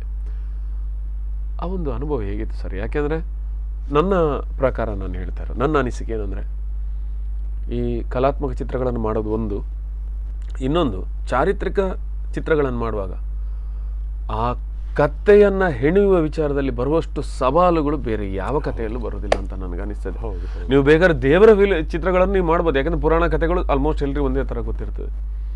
ದೇವಿ ಬೈದ್ಯದಂಥದ್ದು ಅಥವಾ ಯಾವುದೇ ಒಂದು ಪರ್ಟಿಕ್ಯುಲರ್ ಚಾರಿತ್ರಿಕ ಸಿನಿಮಾ ಮಾಡುವಾಗ ಅದಕ್ಕೆ ಪರ ವಿರೋಧ ಸಿಕ್ಕಾಪಟ್ಟೆ ಇರ್ತದೆ. ಇದೆಲ್ಲವನ್ನು ನೋಡಿಕೊಂಡೇ ಒಂದು ಅಂತಿಮವಾದಂತಹ ಕಥೆಯನ್ನು ಸಿದ್ಧಪಡಿಸಬೇಕಾಗ್ತದೆ. ಹೇಗಿತ್ತು ಸರ್ ನಿಮ್ಮ ದೇವಿ ಬೈದ್ಯ ಅಲ್ವಾ? ನೀವು ಹೇಳಿದ ಪರ ವಿರೋಧ ಅನ್ನುವಾಗ ಕೆಲವರ ಮೈಂಡ್ ಸೆಟ್ಟೇ ಹಂಗೆ ಇರುತ್ತೆ. ಅವರು ಆ ಥರ ಮಾಡ್ಕೊಂಡಿರ್ತಾರೆ, ಈ ವಿಷಯನ ಇವನ್ನ ವಿರೋಧಿಸಬೇಕು ಅಂತ. ಅದು ಬೇಕಾಗಿಲ್ಲ, ಸೂರ್ಯರಿಗೆ ಬೇಕಾಗಿ. ಹೌದು, ಅದು ಎಂತ ರೋಗಿಷ್ಠ ಮನಸ್ಸುಗಳಂದ್ರೆ ಅದನ್ನೇ ಅದಕ್ಕೆ ಗುಣಪಡಿಸಲಿಕ್ಕಾಗೋದಿಲ್ಲ, ಮೆಡಿಸಿನ್ ಇಲ್ಲ ಅದಕ್ಕೆ. ಆ ಥರದ ಕೆಲವರು ಇದ್ದಾರೆ, ಏನು ಮಾಡೋಕ್ಕಾಗಲ್ಲ. ಸವಾಲಿತ್ತು ನನಗೆ ಆ ವಿಷಯದಲ್ಲಿ. ನೀವು ದೇವಿ ಬೈದ್ಯ ಅನ್ನುವಾಗ ನಾನು ಬನ್ನಂಜೆ ಬಾಬು ಅಮೀನ್ ಅವ್ರನ್ನ ನೆನೆಸ್ಕೋಬೇಕು. UP ಉಪಾಧ್ಯಾಯರು ಮತ್ತು ಅವ್ರ ಹೆಸರೇನು ದಾಮೋದರ್ ಕಲ್ಮಾಡಿ ಇರ್ಬೋದು, ಚೆಲುವರಾಜ್ ಪೆರಂಪಳ್ಳಿ ಇರ್ಬೋದು, ರಮಾನಾಥ್ ಕೋಟೆಗಾರ್ ಇರ್ಬೋದು, ಮೋಹನ್ ಕೋಟಿಯನ್ ಇರ್ಬೋದು, ಅಥವಾ ಬಾಬು ಶಿವ ಪೂಜಾರಿ ಅವರು ಇರ್ಬೋದು, ಚೆಲುವರಾಜ್ ಪೆರಂಪಳ್ಳಿ ಇರ್ಬೋದು. ಅವರೆಲ್ಲದರ ಒಂದು ಒಟ್ಟು ಅಭಿಪ್ರಾಯವನ್ನು ಸಂಗ್ರಹಿಸಿ. ಹೌದು. ಮತ್ತೆ ನಮ್ದು ಏನಿದೆ ಹೇಳಿ, ನನ್ನ ಮಾಮ ಪಾಡ್ದನೆ ಹೇಳ್ತಾ ಇದ್ರು, ನಮ್ಮ ತಾಯಿ ಪಾಡ್ದನೆ ಹೇಳ್ತಾರೆ. ಆ ಅನುಭವಗಳೇ ನಮ್ಮನ್ನ ಸಾಕಷ್ಟು ಕೇಳಿ ಗೊತ್ತಿದೆ. ಹೌದು, ಅದು ನಮಗೆ ಇಲ್ಲಿ 2 ಪ್ಲಸ್ ಆಯ್ತು. ಏನಂತ ಹೇಳಿದ್ರೆ, ಸಿನಿಮ್ಯಾಟಿಕ್ಗೆ ನಾನು ಅಲ್ಲಿ ಅದನ್ನು ಕಲ್ತ್ಕೊಂಡು ಬಂದಿದ್ದೀನಿ. ಮತ್ತೆ ಇಲ್ಲಿ ಜನಪದ ಕಥೆಗೆ ಒರಿಜಿನಲ್ ಫೋಕ್ಗೆ ನಿಮ್ಮ ಹತ್ರ ಇದೆ. ನಮ್ಮ ಹತ್ರ ಇದು ವಿಷಯ ಗೊತ್ತಿರೋದ್ರಿಂದ ಅದು ನಮಗೆ ಅದು ಹೆಚ್ಚು ಟೆನ್ಷನ್ ಆಗಲಿಲ್ಲ. ಲಕ್ಕಿಲಿ ಅದ್ಭುತವಾದಂಥ ಸಿನಿಮಾಗಿ ಮೂಡಿ ಬಂತು ಸರ್. ಚೇತಣ್ಣ, ಸೀತಕ್ಕ, ಕಾಜಲ್, ಭಾಸ್ಕರಣ್ಣ ಅವರೆಲ್ಲ ಪಿಲ್ಲರ್ ಸರ್. ಅದ್ಭುತವಾಗಿ ನಿಮಗೆ ಹೆಗಲು ಕೊಟ್ಟರು ಅಂತ ಹೇಳ್ಬೋದು. ನಾನೊಂದು ಹೇಳ್ತೀನಿ ಸರ್, ಸಿನಿಮಾಕ್ಕೆ ಅವರೇ ಪಿಲ್ಲರ್ಗಳು. ಎಸ್, ಪ್ರತಿಯೊಬ್ಬ ಕಲಾವಿದನು, ಬಂದು ಹೋಗುವಂಥ ಕಲಾವಿದನು ಕೂಡ ಇದಕ್ಕೆ ಪಿಲ್ಲರ್ ಸರ್. ಎಸ್, ಯಾಕಂದ್ರೆ ನೀವು ಒಂದು ಏನು ಹೇಳ್ತಾರೆ, ನಿಟ್ಟುಸಿರು ಬಿಡಬೇಕು, ಖುಷಿಯ ನಿಟ್ಟುಸಿರು. ಮತ್ತೆ ನೋಡಿ, ಆ್ಯಕ್ಚುಲಿ ಸಿನಿಮಾ ಅಂತ ಹೇಳಿದಾಗ ಅಲ್ಲ, ನಾನು ಸಿನಿಮಾ ಬುದ್ಧಿ ಹೇಳುವಷ್ಟು ದೊಡ್ಡವನಲ್ಲ. ಈಗ ಹೊಸದಾಗಿ ಸಿನಿಮಾ ಮಾಡೋರು ಇರ್ತಾರೆ. ಅವರು ಹೆಂಗೆ ಅಂತ ಹೇಳಿದ್ರೆ, ಸಿನಿಮಾ ಮಾಡೋದಷ್ಟೇ. ಸಿನಿಮಾ ಸ್ಕ್ರಿಪ್ಟ್, ಕೆಲವೊಂದು ಸ್ಕ್ರಿಪ್ಟು ಇರಲ್ಲ. ನಾನು ನೋಡಿದ್ದೀನಿ, ಸ್ಕ್ರಿಪ್ಟು ಇರಲ್ಲ. ಸ್ಕ್ರಿಪ್ಟ್ ಡೈಲಾಗ್ ತೊಗೊಂಡು ಸಿನಿಮಾ ಮಾಡೋದು ಹಂಗಲ್ಲ ಸರ್. ಸಿನಿಮಾನ ಟೇಬಲಲ್ಲೇ ನೋಡ್ಬೇಕು ಫಸ್ಟು. ನೀವು 6 ತಿಂಗಳು ಸಿನಿಮಾ ಟೇಬಲಲ್ಲಿ ನೋಡಿ ಕೂತ್ಕೊಂಡು ಸಿನಿಮಾನ ರೆಡಿ ಮಾಡಿ ಆಮೇಲೆ ಕ್ಯಾಮ್ರಾ ಮುಂದೆ. ಇನ್ನೊಂದೇನಂದ್ರೆ ಸರ್, ಮಾಡೋ ಸಿನಿಮಾ ಆ ಸಿನಿಮಾ ಇರೋಷ್ಟು ಕಾಲ ಅದು ಹೆಸರು ಮಾಡಬೇಕು.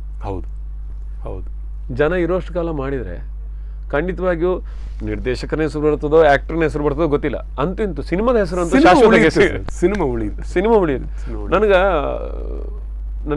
ದೇವಿ ಬೈದ್ಯದನ್ನು ನೋಡಿದಾಗ ಒಂದು ತುಳು ಚಿತ್ರರಂಗದಲ್ಲಿ ಅದ್ಭುತವಾದಂಥ ಒಂದು ಕಲಾತ್ಮಕ ಚಿತ್ರ ಬಂತು ಅಂತ ಅನಿಸ್ತು ನನಗೆ.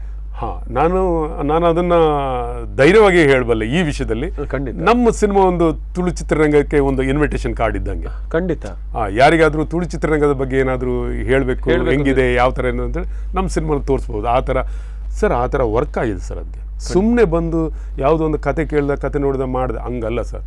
ಅದು ಇಂಚಿಂಚು ವರ್ಕ್ ಮಾಡಿ. ನಾನು 6 ತಿಂಗಳ ಮೊದಲೇ ಸೆಟ್ ಹಾಕೋಕೆ ರೆಡಿ ಮಾಡಿದ್ದೀನಿ.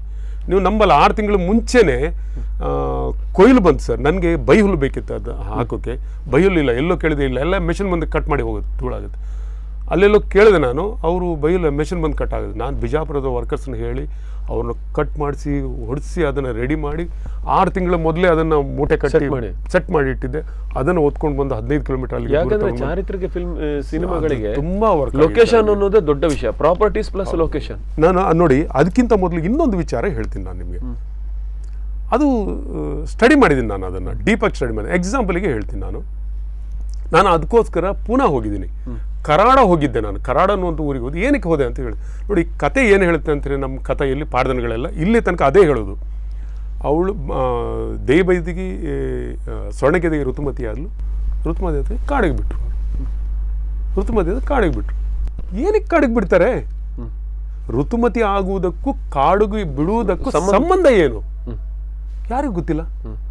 ಯಾವ ಪಾಠದಲ್ಲೂ ಇಲ್ಲ, ಯಾವ ಪುಸ್ತಕದಲ್ಲೂ ಇಲ್ಲ, ರೆಫರೆನ್ಸ್ ಇಲ್ಲ. ನಾನು ಅದನ್ನು ಹುಡ್ಕೊಂಡು ಹೋದೆ. ನೀವು ನಮ್ಮಲ್ಲ, ನಾನು 1 ವಾರ ಇದ್ದೆ ಅಲ್ಲಿ ಕರಾಡದಲ್ಲಿ.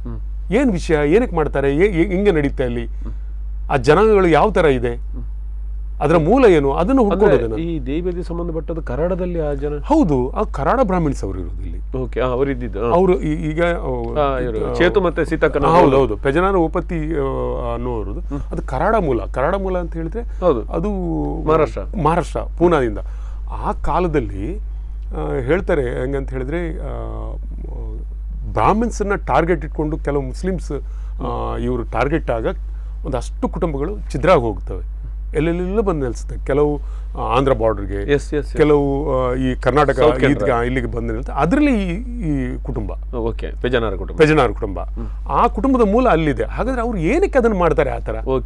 ನಾನು ಈಗ ಸಿನಿಮಾ ಮಾಡಿದಾಗ, ಯಾವುದೋ ಒಂದು ವಿಷಯ ಮಾಡಿದಾಗ ಪ್ರಶ್ನೆ ಬಂದ್ರೆ ಉತ್ತರ ನಾನು ಅದನ್ನು ಹೇಳ್ಬೇಕು. ಇಲ್ಲ ಕಾಡಿಗೆ ಬಿಡ, ಎಲ್ಲರೂ ಕಾಡಿಗೆ ಬಿಡ್ತಾರೆ, ನಾನು ಕಾಡಿಗೆ ಬಿಟ್ಟು ಹಂಗಲ್ಲ, ಏನಕ್ಕೆ ಬಿಡ್ತಾರೆ ಅದನ್ನು ಹುಡ್ಕೊಂಡು ಹೋದೆ ನಾನು. ಆ ಥರ ಇದು ಒಂಥರ ತುಂಬ ಡೀಪ್ ಆಗಿ ನೋಡಿ. ಅದೇ ಬಂದಾಗ ಇನ್ನೊಂದು ವಿಷಯ ಹೇಳ್ತೀನಿ ಕೇಳಿ. ನಾನು ಒಂದು ಪ್ರೋಮೋ ಹಾಕಿದ್ದೆ ಸಿನಿಮಾದಲ್ಲಿ. ಪ್ರೋಮೋ ಹಾಕಿದಾಗ ಆ ಪ್ರೋಮೋದಲ್ಲಿ ಜಿಮಾದಿ ದೈವದ್ದು ಒಂದು ನುಡಿಯನ್ನು ಹಾಕಿದ್ದೆ ನಾನು. ಅದನ್ನು ಫೇಸ್ಬುಕ್ಕಲ್ಲಿ ಒಂದು ಅಷ್ಟು ಜನ ಬೈದರು. ಏನಕ್ಕೆ ಅಂತ ಹೇಳಿದ್ರೆ, ದೈವೈತಿ ಕೊಡಿಚನೆ ಕಥೆಯಲ್ಲಿ ಜಿಮಾದಿ ದೈವ ಎಲ್ಲಿ ಬರುತ್ತೆ ಅಂತ. ಎಂಥ ಅನಾಡಿಗಳು ಮಾತಾಡೋದು. ಅದನ್ನು ಪೂರ್ತಿ ನೋಡೋಷ್ಟು ತಾಳ್ಮೆ ಇಲ್ಲ. ಮತ್ತೆ ಅದನ್ನ ಅವರೆಲ್ಲ ಏನ್ ಗೊತ್ತಾ ಸರ್, ಅವ್ರು ಯಾರೋ ಬರೆದಿರೋ ಪುಸ್ತಕನ ಸುಮ್ಮನೆ ಮುಂದೆ ಓದ್ತಾರೆ, ಮತ್ತೆ ಕೆಲವು ಪೇಜ್ಗಳನ್ನು ಓದಿ ಮುಂದೆ ಬಂದು ಫೇಸ್ಬುಕ್ಕಲ್ಲಿ ಬರೆಯೋರು ಅವರು ಅಷ್ಟೇ. ಅವ್ರಿಗೆ ಅದರ ಏನು, ಒಳಗಡೆ ಹೋದ್ರೆ ಏನಿರುತ್ತೆ, ಏನು ಅದೆಲ್ಲ ಒಂದು ABCD ಗೊತ್ತಿಲ್ಲ. ಮತ್ತೆ ಅದಕ್ಕೆ ಒಂದೇ ಉತ್ತರ, ಫಿಲ್ಮ್ ನೋಡಿ ಮತ್ತೆ ಮಾತಾಡಿ, ಫಿಲ್ಮ್ ನೋಡಿ ಮತ್ತೆ ಇಲ್ಲ ಅಂದ್ರೆ ಅದನ್ನ ಸ್ಟಡಿ ಮಾಡ್ಬೇಕು. ಹೆಂಗೆ ಅಂತ ಹೇಳಿದ್ರೆ, ನನಗೆ ಕಾಲ್ ಮಾಡಬೇಕು, ಕರೆಕ್ಟ್, ನನ್ನ ಹತ್ರ ಮಾತಾಡಬೇಕು.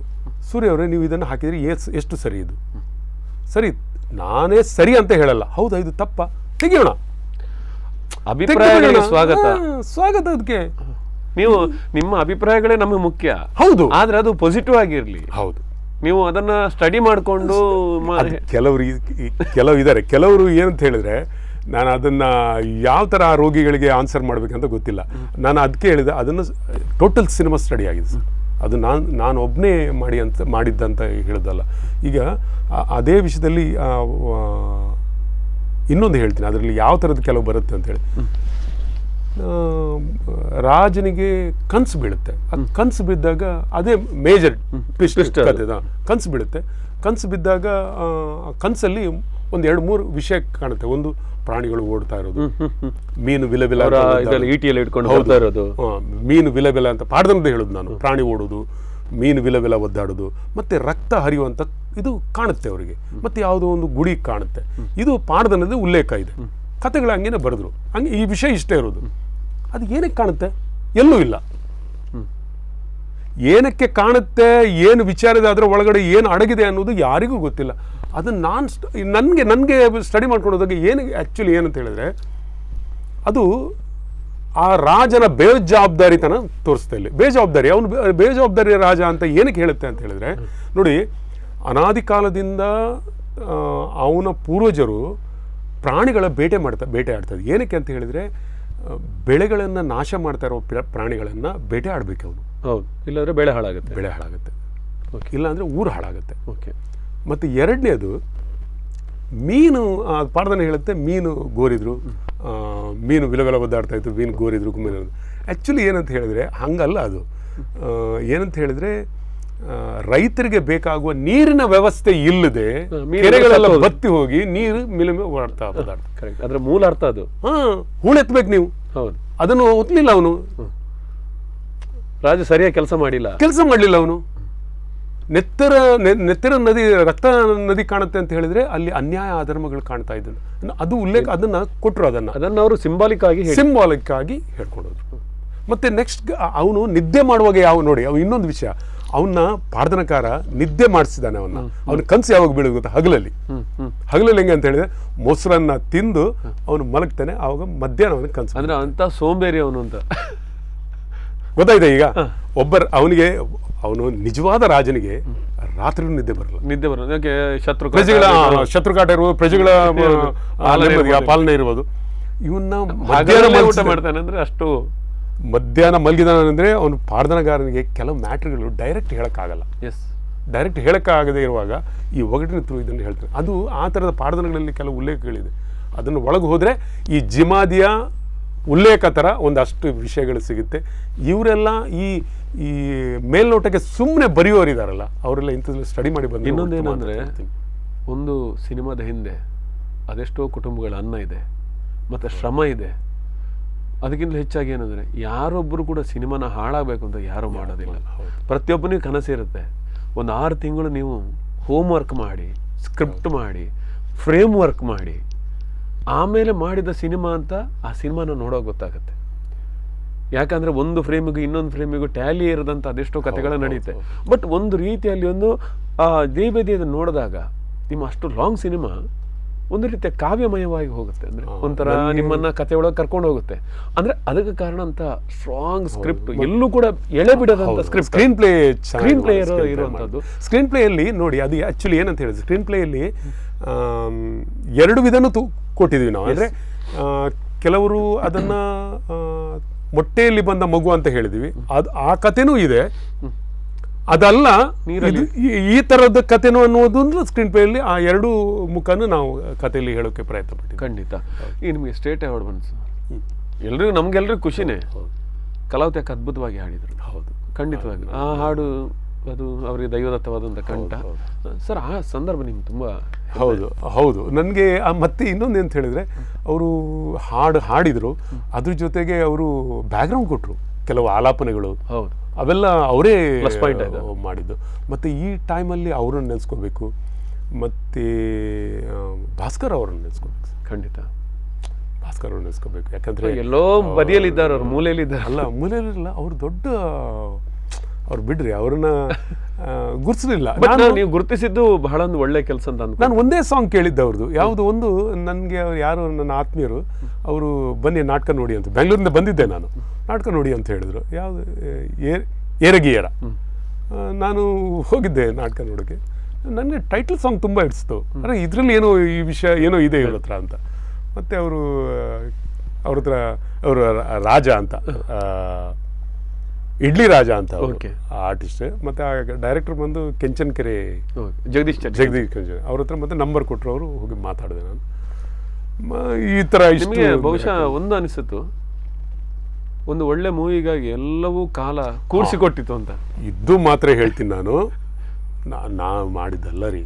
ಅಲ್ಲ, ನಿಮ್ಗಂದ್ರೆ ಸರಿಯಾದ ದೇವರನ್ನೇ ಹೇಳ್ತೀನಿ, ನಾನು ಆತ್ಮಸಾಕ್ಷಿಯಾಗಿ ಹೇಳ್ತೀನಿ, ನಾನು ಮಾಡಿದ್ದಲ್ಲ, ಅದನ್ನು ಯಾರೋ ಮಾಡಿಸಿದ್ದಾರೆ ಮೇಲೆ. ಅಲ್ಲ, ಯಾಕಂದ್ರೆ ಒಂದು ಅದಕ್ಕೆ ಪೂರಕವಾದ ಸಂಗೀತ ನಿರ್ದೇಶಕರು, ಅದಕ್ಕೆ ಸರಿಯಾದಂಥ ನಟರು, ಅದಕ್ಕೆ ಸರಿಯಾದ ಲೊಕೇಶನ್, ಎಲ್ಲ ನಿಮ್ಗೆ ಎಲ್ಲ ಕಲ್ಪನೆಗೆ ಸರಿಯಾಗಿ ಆರ್ಟ್ ಕಲಾವಿದರು, ಇಬ್ರು ಆರ್ಟ್ ಡೈರೆಕ್ಟರ್ ಸಿಕ್ಕಿದ್ರು, ಎಲ್ಲ ಪ್ರತಿ ಒಬ್ಬರು ನನಗೆ ಅದಕ್ಕೆ ಪೂರಕವಾಗಿ ಸಿಕ್ಕಾಕೊಂಡು. ಅದ್ರ ಜೊತೆಗೆ ನಾನು ಇನ್ನಿಬ್ಬರನ್ನ ನೆನೆಸ್ಕೊಳ್ಳಬೇಕು. ಯಾರಂತ ಹೇಳಿದ್ರೆ, ನನ್ನ ತಂಗಿ ಮತ್ತು ನನ್ನ ಬಾವಜಿನ. ಇಡೀ ಸಿನಿಮಾ ಪ್ರೊಡಕ್ಷನ್ ವರ್ಕ್ ಮಾಡಿದ್ದು ನೋಡ್ಕೊಂಡಿದ್ದು ಅವರೇ ಇಬ್ರು. ನನ್ನ ಬಾವಜಿನ ಎಲ್ಲಿ ತನಕ ನೋಡ್ಕೋಬೇಕು ಅಂತ ಹೇಳಿದ್ರೆ, ನನಗೆ ಗೊತ್ತೇ ಇಲ್ಲ ನಾನು ಯಾರಿಗೆ ಪೇಮೆಂಟ್ ಮಾಡಿದಿನ ಇಲ್ವಾ ಅಂತ. ಬಾಕಿದೆಲ್ಲ ಅವರೇ ಮಾಡಿದ್ದಾರೆ. ಇದರಲ್ಲಿ ಇದು ಒಂಥರ ಮನೆ ಸಿನಿಮಾ ಥರ, ಗೊತ್ತಿಲ್ಲ ಯಾವ ಥರ ಹಿಂಗೆ ಹೋಯಿತು ಅಂತ. ಅದ್ಭುತವಾಗಿ ಇಷ್ಟು ಹೊತ್ತುಗಳ ಕಾಲ ನಮ್ಮ ಸ್ಟುಡಿಯೋಗೆ ಬಂದು ತಮ್ಮೆಲ್ಲ ಅನುಭವಗಳನ್ನ ಹಂಚ್ಕೊಂಡ್ರಿ, ಒಳ್ಳೆಯ ಎಪಿಸೋಡನ್ನು ಕೊಟ್ಟರು. ಅದಕ್ಕಾಗಿ ನಮ್ಮ ಸ್ಪಂದನ ವಾಹಿನಿ ಕಡೆಯಿಂದ ನಿಮಗೆ ಧನ್ಯವಾದವನ್ನು ಸಮರ್ಪಿಸ್ತೀನಿ. ಒಳ್ಳೆಯದನ್ನು ತಗೊಳ್ಳಿ. ಆತ್ಮೀಯ ವೀಕ್ಷಕರೇ, ಇದು ಕಲಾವಿದ ಸರಣಿ ಕಾರ್ಯಕ್ರಮ ಅಪ್ನಾ ಅವರ ಪ್ರಾಯೋಜನೆಯಲ್ಲಿ ಮೂಡಿಬಂದ ಸ್ಪಂದನ ವಾಹಿನಿಯ ಆಯೋಜನೆಯಲ್ಲಿ ಮೂಡಿಬಂದಂಥ ಕಾರ್ಯಕ್ರಮ ಕಲಾವಿದ ಸರಣಿ ಕಾರ್ಯಕ್ರಮದ ನೂತನ ಸಂಚಿಕೆ ಕಲಾ ಸೂರ್ಯ. ಅದ್ಭುತವಾದಂತಹ ಸಂಚಿಕೆ ಇದು ಕಲಾ ಸೂರ್ಯ ಅನ್ನೋದು. ನಿಜವಾಗ್ಲೂ ಅದ್ಭುತ ಸಾಧಕರನ್ನು ಪರಿಚಯಿಸುವಂಥ ವಿಶಿಷ್ಟ ಕಾರ್ಯಕ್ರಮವನ್ನು ನಾವು ಇವತ್ತು ನೀಡಿದ್ದೇವೆ. ಇಲ್ಲಿಗೆ ಈ ಕಾರ್ಯಕ್ರಮ ಮುಕ್ತಾಯಗೊಳ್ಳುತ್ತೆ. ಸುದ್ದಿ ಮತ್ತು ಮನೋರಂಜನೆಗೆ ನೋಡ್ತಾ ಇರಿ ಸ್ಪಂದನ.